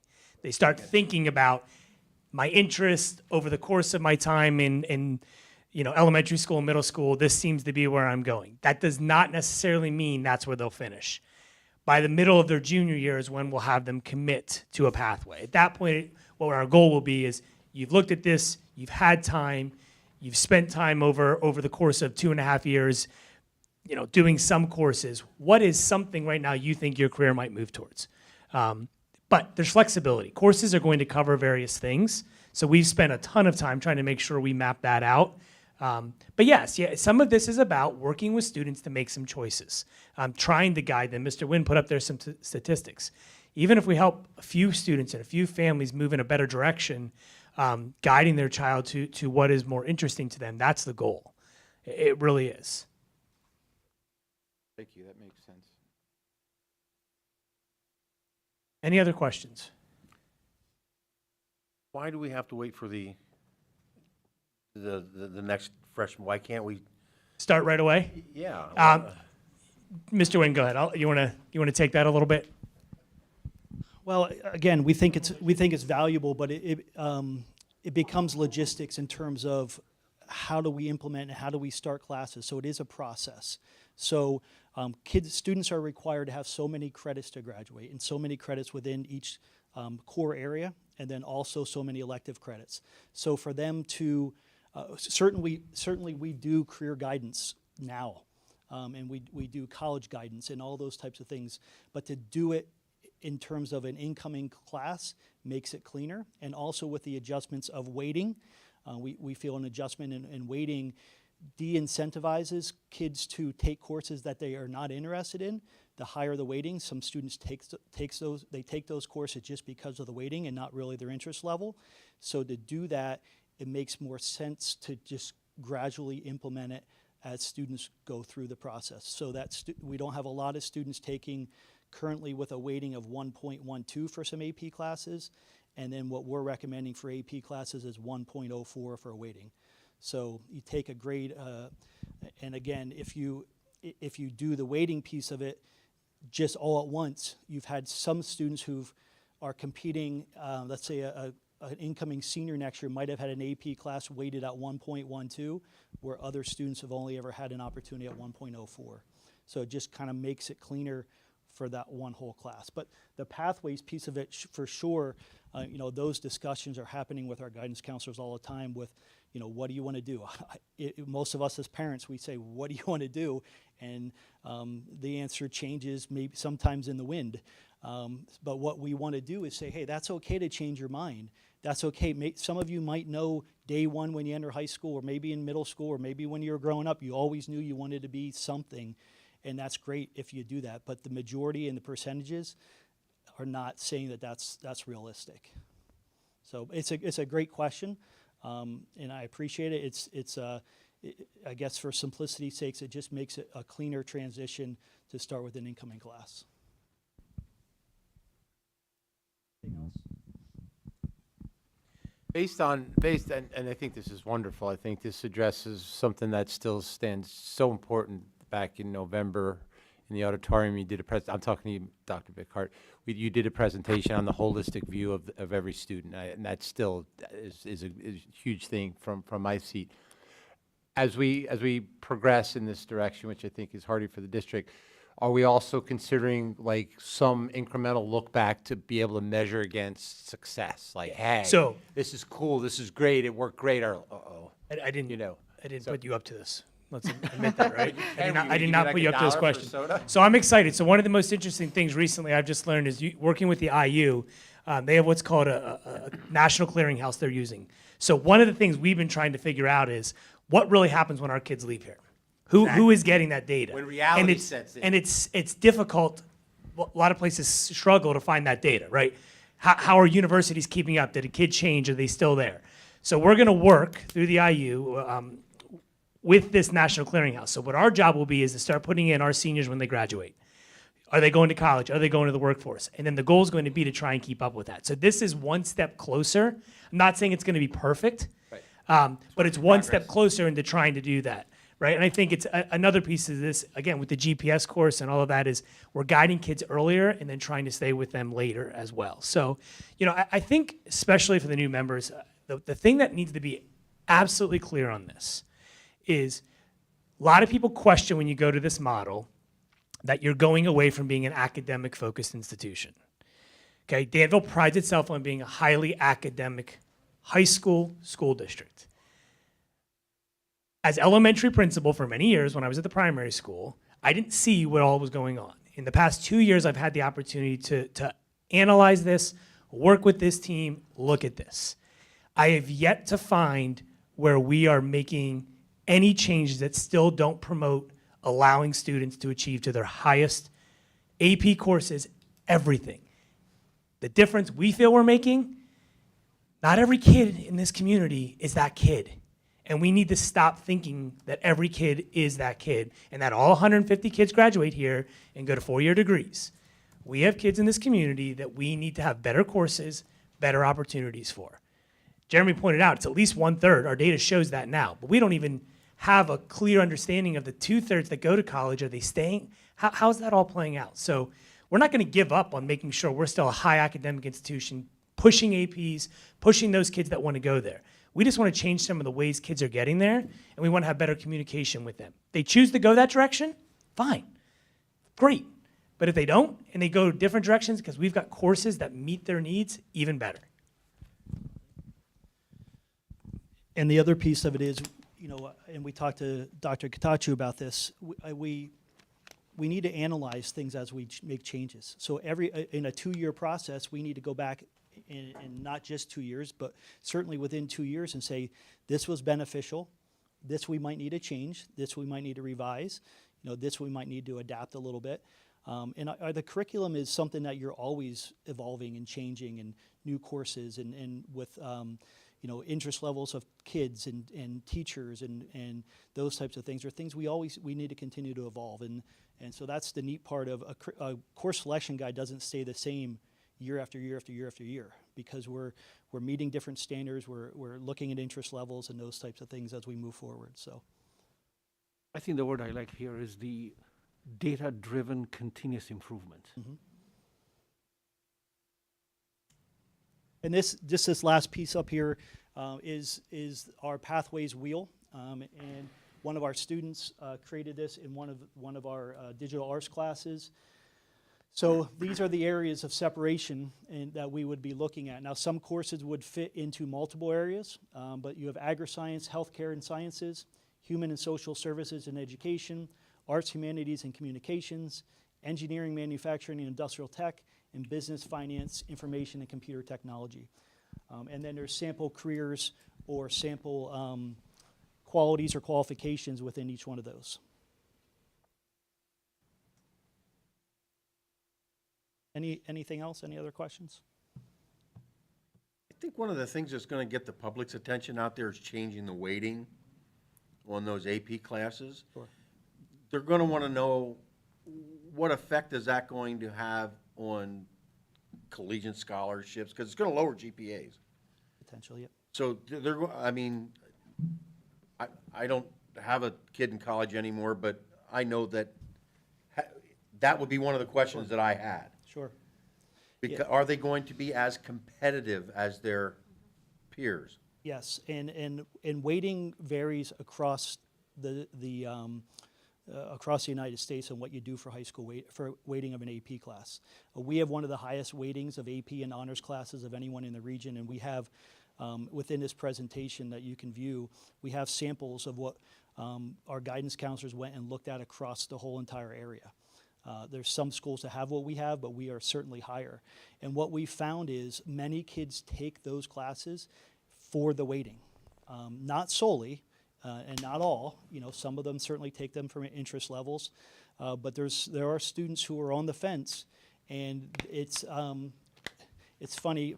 I have my son who is in AP class now as a sophomore, and he said, I forget if he had, I want to say like a 92 in an AP class on his report card, and he goes, no, or it wasn't on his report card, he had a 92 in the grade book. He said, but Dad, I have over 100. I said, no, you still missed 8 points that you could have gotten. So the 112 is the goal, because the 112 is the grade. Having 100 is not what, you didn't master 100% of the material, you have mastered 92% of the material. The 100 was the result of the weighting. So that added it was a great inflation at that point to get to the 100. There are schools that do no weighting. Central Columbia does no weighting at all for any of their courses. And there's arguments behind that. I was an English teacher. So for me to take an AP English class certainly would be better or easier for me than to take a small gas engines course. My dad ran his own lawnmower shop. My dad would be phenomenal at a small gas engines course, but would not do very well in an AP English course. So again, the question comes up, well, why wait? If for the challenge for me is a small gas engines course, isn't that more rigorous for me? Shouldn't that necessarily be a weighted course?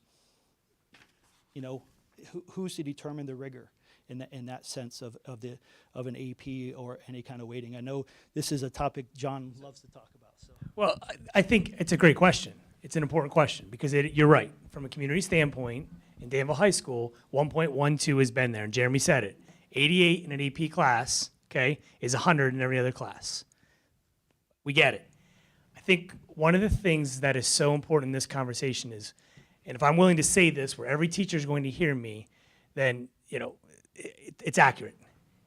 Every high school teacher has told us the 1.12 is overinflated. Every one of them. Now, the argument for some of them is we should get rid of weighting completely. And interestingly enough, when this began in January 2020, that was one of the things we were tasked to do, really, is get rid of it. The board that was seated then looked at it and said, we shouldn't have weighting, the central model. We, doing our investigation from the administrative side, looked at it, talked to teachers. Our teachers actually did a survey of some of the AP kids to determine what courses they're taking. And what we have found is a lot of these conversations go 50-50. Some colleges say they need a weighted grade. Some say they don't. We came back to a weighting of 1.02 for honors, 1.04 for AP, and the purpose behind that was some of the mathematical points that Mr. Wynn just made that we felt still rewarded kids, still showed our profile as having weighted grades, but we felt it was much more realistic. And again, discussing with our people, our professionals in that high school every day, we felt that was the best recommendation. It was our responsibility to work with them and come back to the board and within the course selection guide with that. So again, short amount of time here to give you 2 years of information that has been heavy conversations with parents and with our team. So if I may add, at the core of this is subject mastery. Knowing what you're educated for. The rest is game. So how do we play this game to get into college? How do we get this? So it's not essential. So that part is still maintained. It's going to be improving. Our intention is every course we teach, everything we do, we continue to make them high quality, highest quality. And as a result, it's because of how complex and how there are so many interconnected parts to this that maybe over the next few months, every time we have a board, we can take 10 minutes and just focus on just one thing, Sure. weighting or whatever. I think at the direction of the board, whatever, if there are certain pieces we want to look at each month, we can do that. Thank you for your time.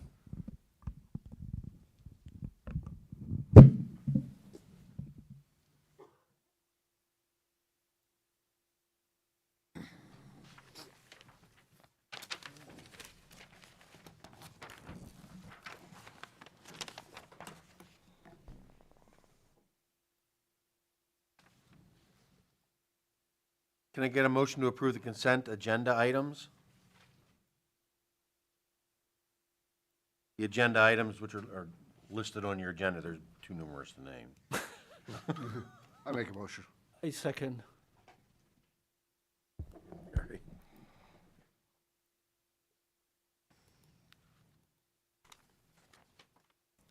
Dr. Gatachu, Yes. Mr. Reichard, Yes. Mr. Huron, Yes. Mr. Vognetz, Yes. Mrs. Cooper, Yes. Mr. Kroll, Yes. Mr. Clauser. Yes.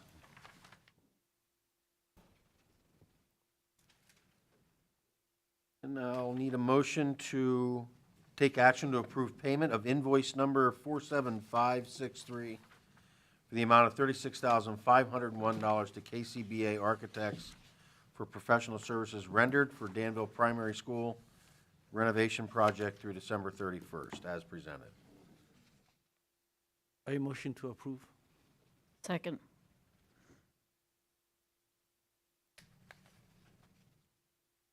Mr. Reichard, Yes. Mr. Huron, Yes. Mr. Vognetz, Yes. Mrs. Cooper, Yes. Mr. Kroll, Yes. Dr. Gatachu, Yes. Mr. Clauser. Yes.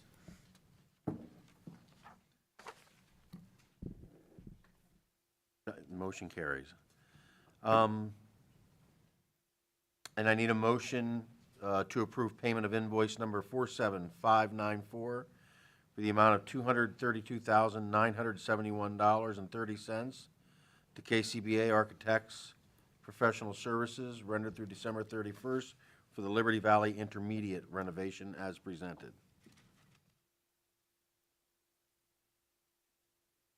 Motion. I'll second.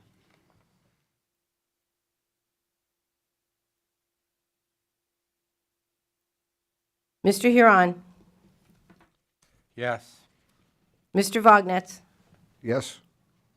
Mrs. Cooper, Yes. Mr. Kroll, Yes. Dr. Katachu, Yes. Mr. Reichard, Yes. Mr. Clauser. Yes. Motion carries. And I need a motion to approve the employment of Angela Savillo as head girls soccer coach at a salary of $7,785 a year with a one-year contract as presented.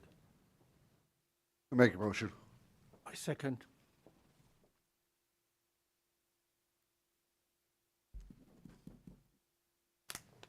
Mr. Vognetz, Yes. Mrs. Cooper, Yes. Mr. Kroll, Yes. Dr. Katachu, Yes. Mr. Reichard, Yes. Mr. Huron. Yes. Mr. Clauser. Yes. Motion carries. Can I get a motion to approve the 2022 spring coaching list as presented upon the receipt of all documents and paperwork? The stipend, if applicable, will be paid at the end of the season, consistent with the 2021 and 2022 budget. I motion to approve. Second.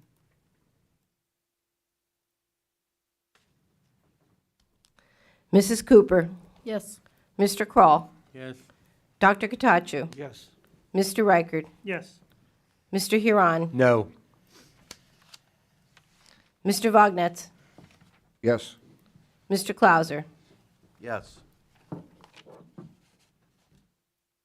Motion carries.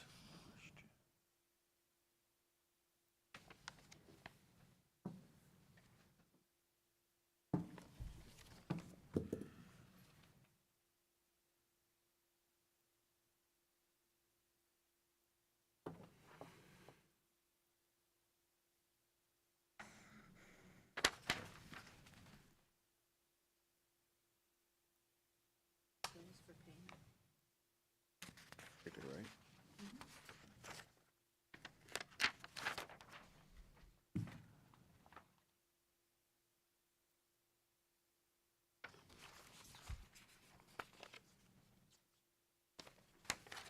Can I get a motion to approve the bills for payment for January 7th, 2022 through February 10th, 2022 as presented?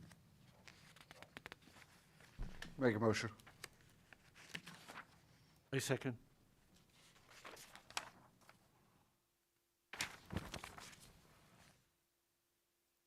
Mr. Kroll, Yes. Dr. Katachu, Yes. Mr. Reichard, Abstain. Mr. Huron, Yes. Mr. Vognetz, Yes. Mrs. Cooper, Yes. Mr. Clauser. Yes.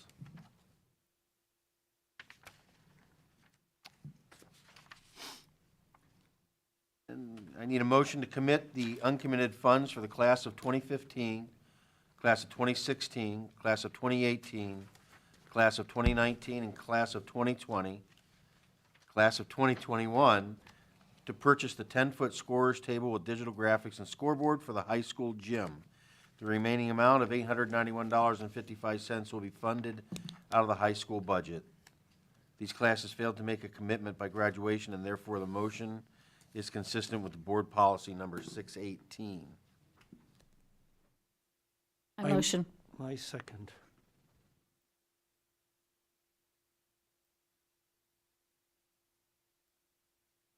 Dr. Katachu, Yes. Mr. Reichard, Yes. Mr. Huron, Yes. Mr. Vognetz, Yes. Mrs. Cooper, Yes. Mr. Kroll, Yes. Mr. Clauser. Yes. Motion carries. Need a motion to approve the budget transfers to the 2021-2022 school year as presented.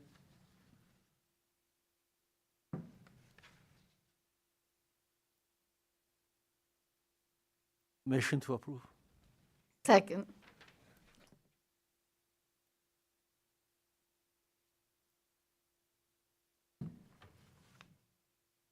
Give me grief. Mr. Reichard? Yes. Mr. Huron? Yes. Mr. Vognetz? Yes. Mrs. Cooper? Yes. Mr. Kroll? Yes. Dr. Gatachu? Yes. Mr. Clauser? Yes.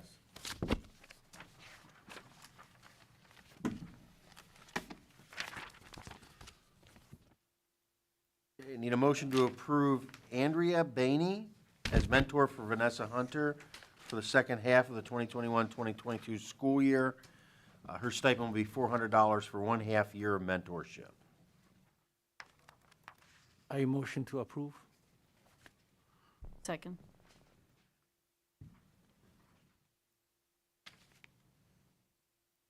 Mr. Huron? Yes. Mr. Vognetz? Yes. Mrs. Cooper? Yes. Mr. Kroll? Yes. Dr. Gatachu? Yes. Mr. Reichard? Yes. Mr. Clauser? Yes.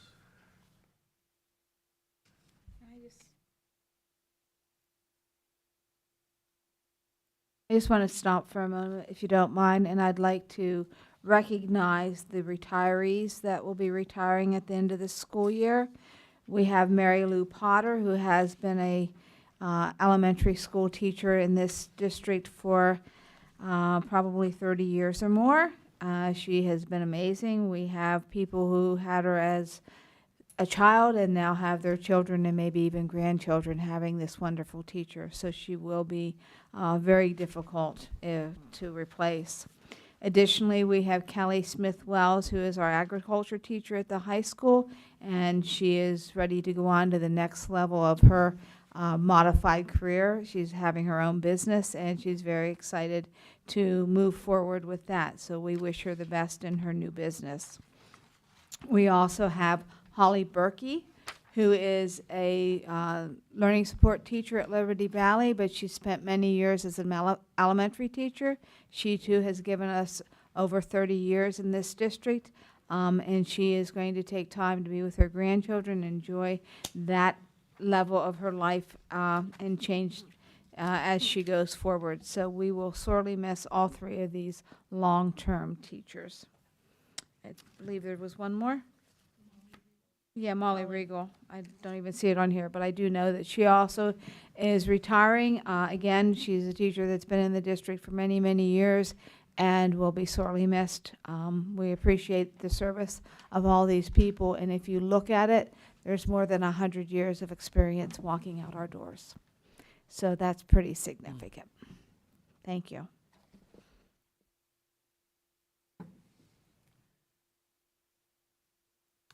I need a motion to approve Shelley Heyman as a mentor for Alexa Smith for the 2021-2022 school year with a stipend of $500. I motion to approve. I'll second.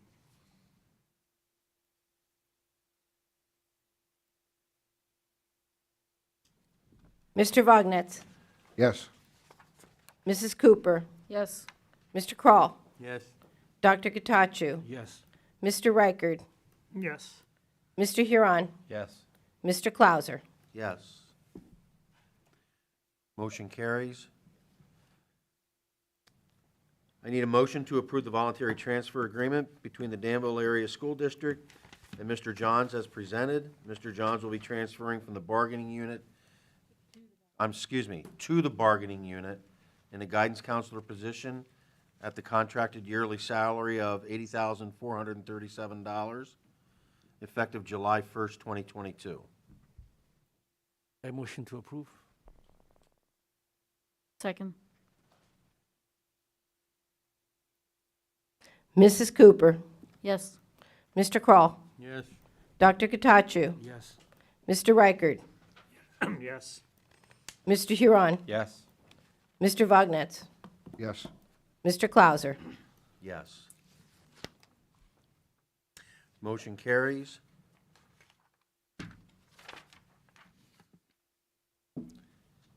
Need a motion to approve the employment of Nancy Weigel as a 12-month secretary at the Danville Middle School at the contracted hourly starting rate of $12.71, effective February 15th, 2022. I motion. I second.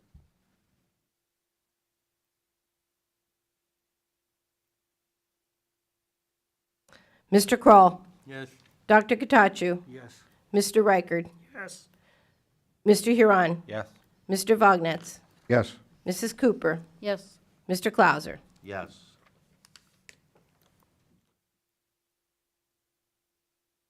Motion carries.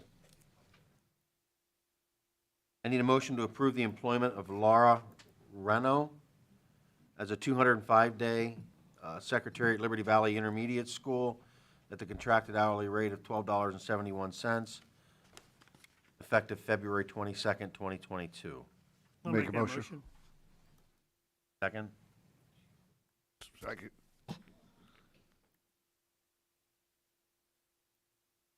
Dr. Katachu, Yes. Mr. Reichard, Yes. Mr. Huron. Yes. Mr. Vognetz, Yes. Mrs. Cooper, Yes. Mr. Kroll, Yes. Mr. Clauser. Yes. Motion carries. Need a motion to approve the employment of Stephen Calberer as school psychologist at the contracted yearly salary of $78,458, effective January 31st, 2022. I motion to approve. Second. Mr. Reichard, Yes. Mr. Huron, Yes. Mr. Vognetz, Yes. Mrs. Cooper, Yes. Mr. Kroll, Yes. Dr. Katachu, Yes. Mr. Clauser. Yes.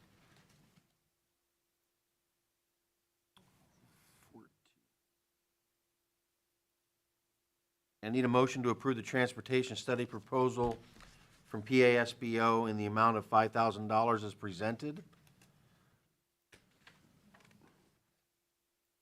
Make a motion. Second.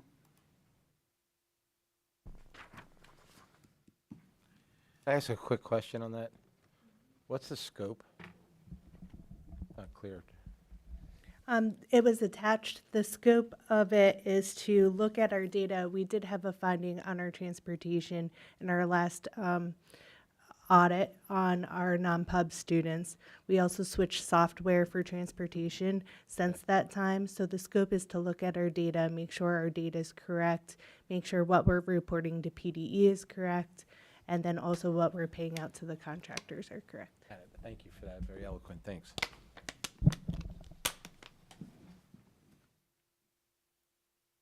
Ready? Motion?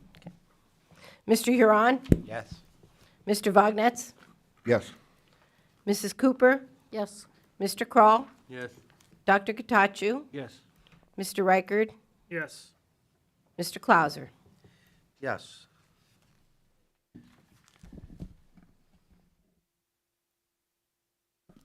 All right, the next section is regarding transportation and planning for the future. If you've followed the news and watched anything happening as far as transportation in school districts, there is a severe shortage of bus drivers, and some of our contractors have already informed us that they have expected resignations or retirements at the end of this school year, to the potential of losing possibly 6 bus drivers. And our contractors can tell you that they have difficulty getting substitute, let alone getting people who are willing to drive. So what we are doing is we're starting to look at considerations on how we can address this issue and be proactive.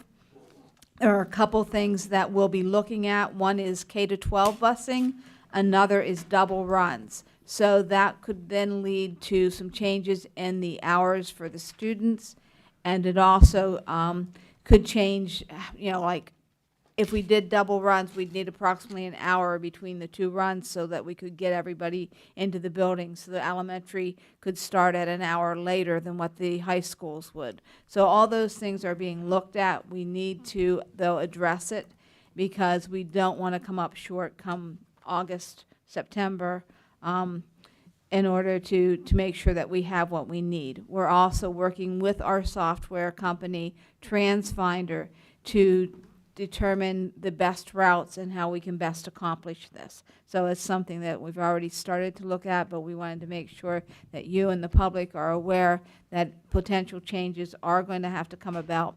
Some districts have actually had to call off a run. If they didn't have enough drivers, they might inform the school or the community, run 60, bus 67 will not run today. You have to get your children here yourselves, or they don't come. So it's a huge concern across the entire state. And again, we want to be proactive and we want to be ready for this change. So we'll be looking at that. And again, this is just something to inform everyone so that you're knowledgeable when we come to you again and we say this is what we're changing and why we're changing it. Is there any questions or discussion? Ricky, on the transportation side, I recognize, like a lot of industry, but this one's really been a concern. And how much of that is driven by not only a fit and the credentials you need to even to begin to drive the bus, but the pay scales? So it seems like it's a tough, even in the best economic condition employment world, to attract people that could fit in their life and making it financial thing. So and if it can't be answered here, it's part of the planning, I get it, but it's often retirees because it's a split day. I mean, you do go in the morning, you go in the afternoon, you've got the broad in the middle. So it isn't a huge paycheck. And the other piece is the state has made it fairly difficult to get your CD out and your bus license to go with it. There's a lot of hoops to jump through. There's physicals every year. There's a lot of paperwork that has to be done. So it probably in a lot of ways, people don't find that it's worth all the aggravation for the pay that you would get. was that on the table to discuss that? Not now, but No, we have contractors, so we don't state their pay, and the state gives us a formula on how we can pay people. Right. We just financially did our contract this past year, and our contract, truthfully, is a bit better than the state formula requires. So we're a little better than some of the area districts in what we pay our contractors. So we've already tried to address that with this previous contract, but it still doesn't help when you don't have people in the jobs. Right, I was trying to come up with some creative thinking, but we can, oh, thanks. Are there any board concerns or items for the next meeting agenda?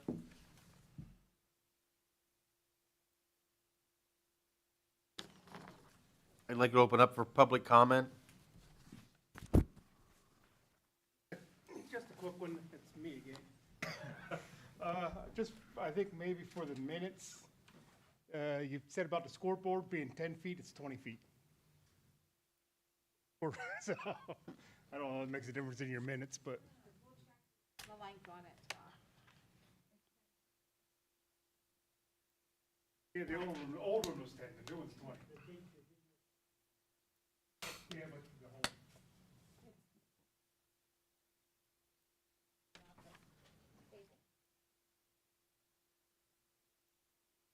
Any further comment?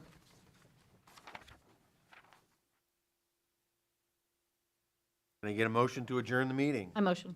Second. Those in favor? Aye. Aye. Opposed? Motion carried. Hey, All right. so that, I don't know if that works for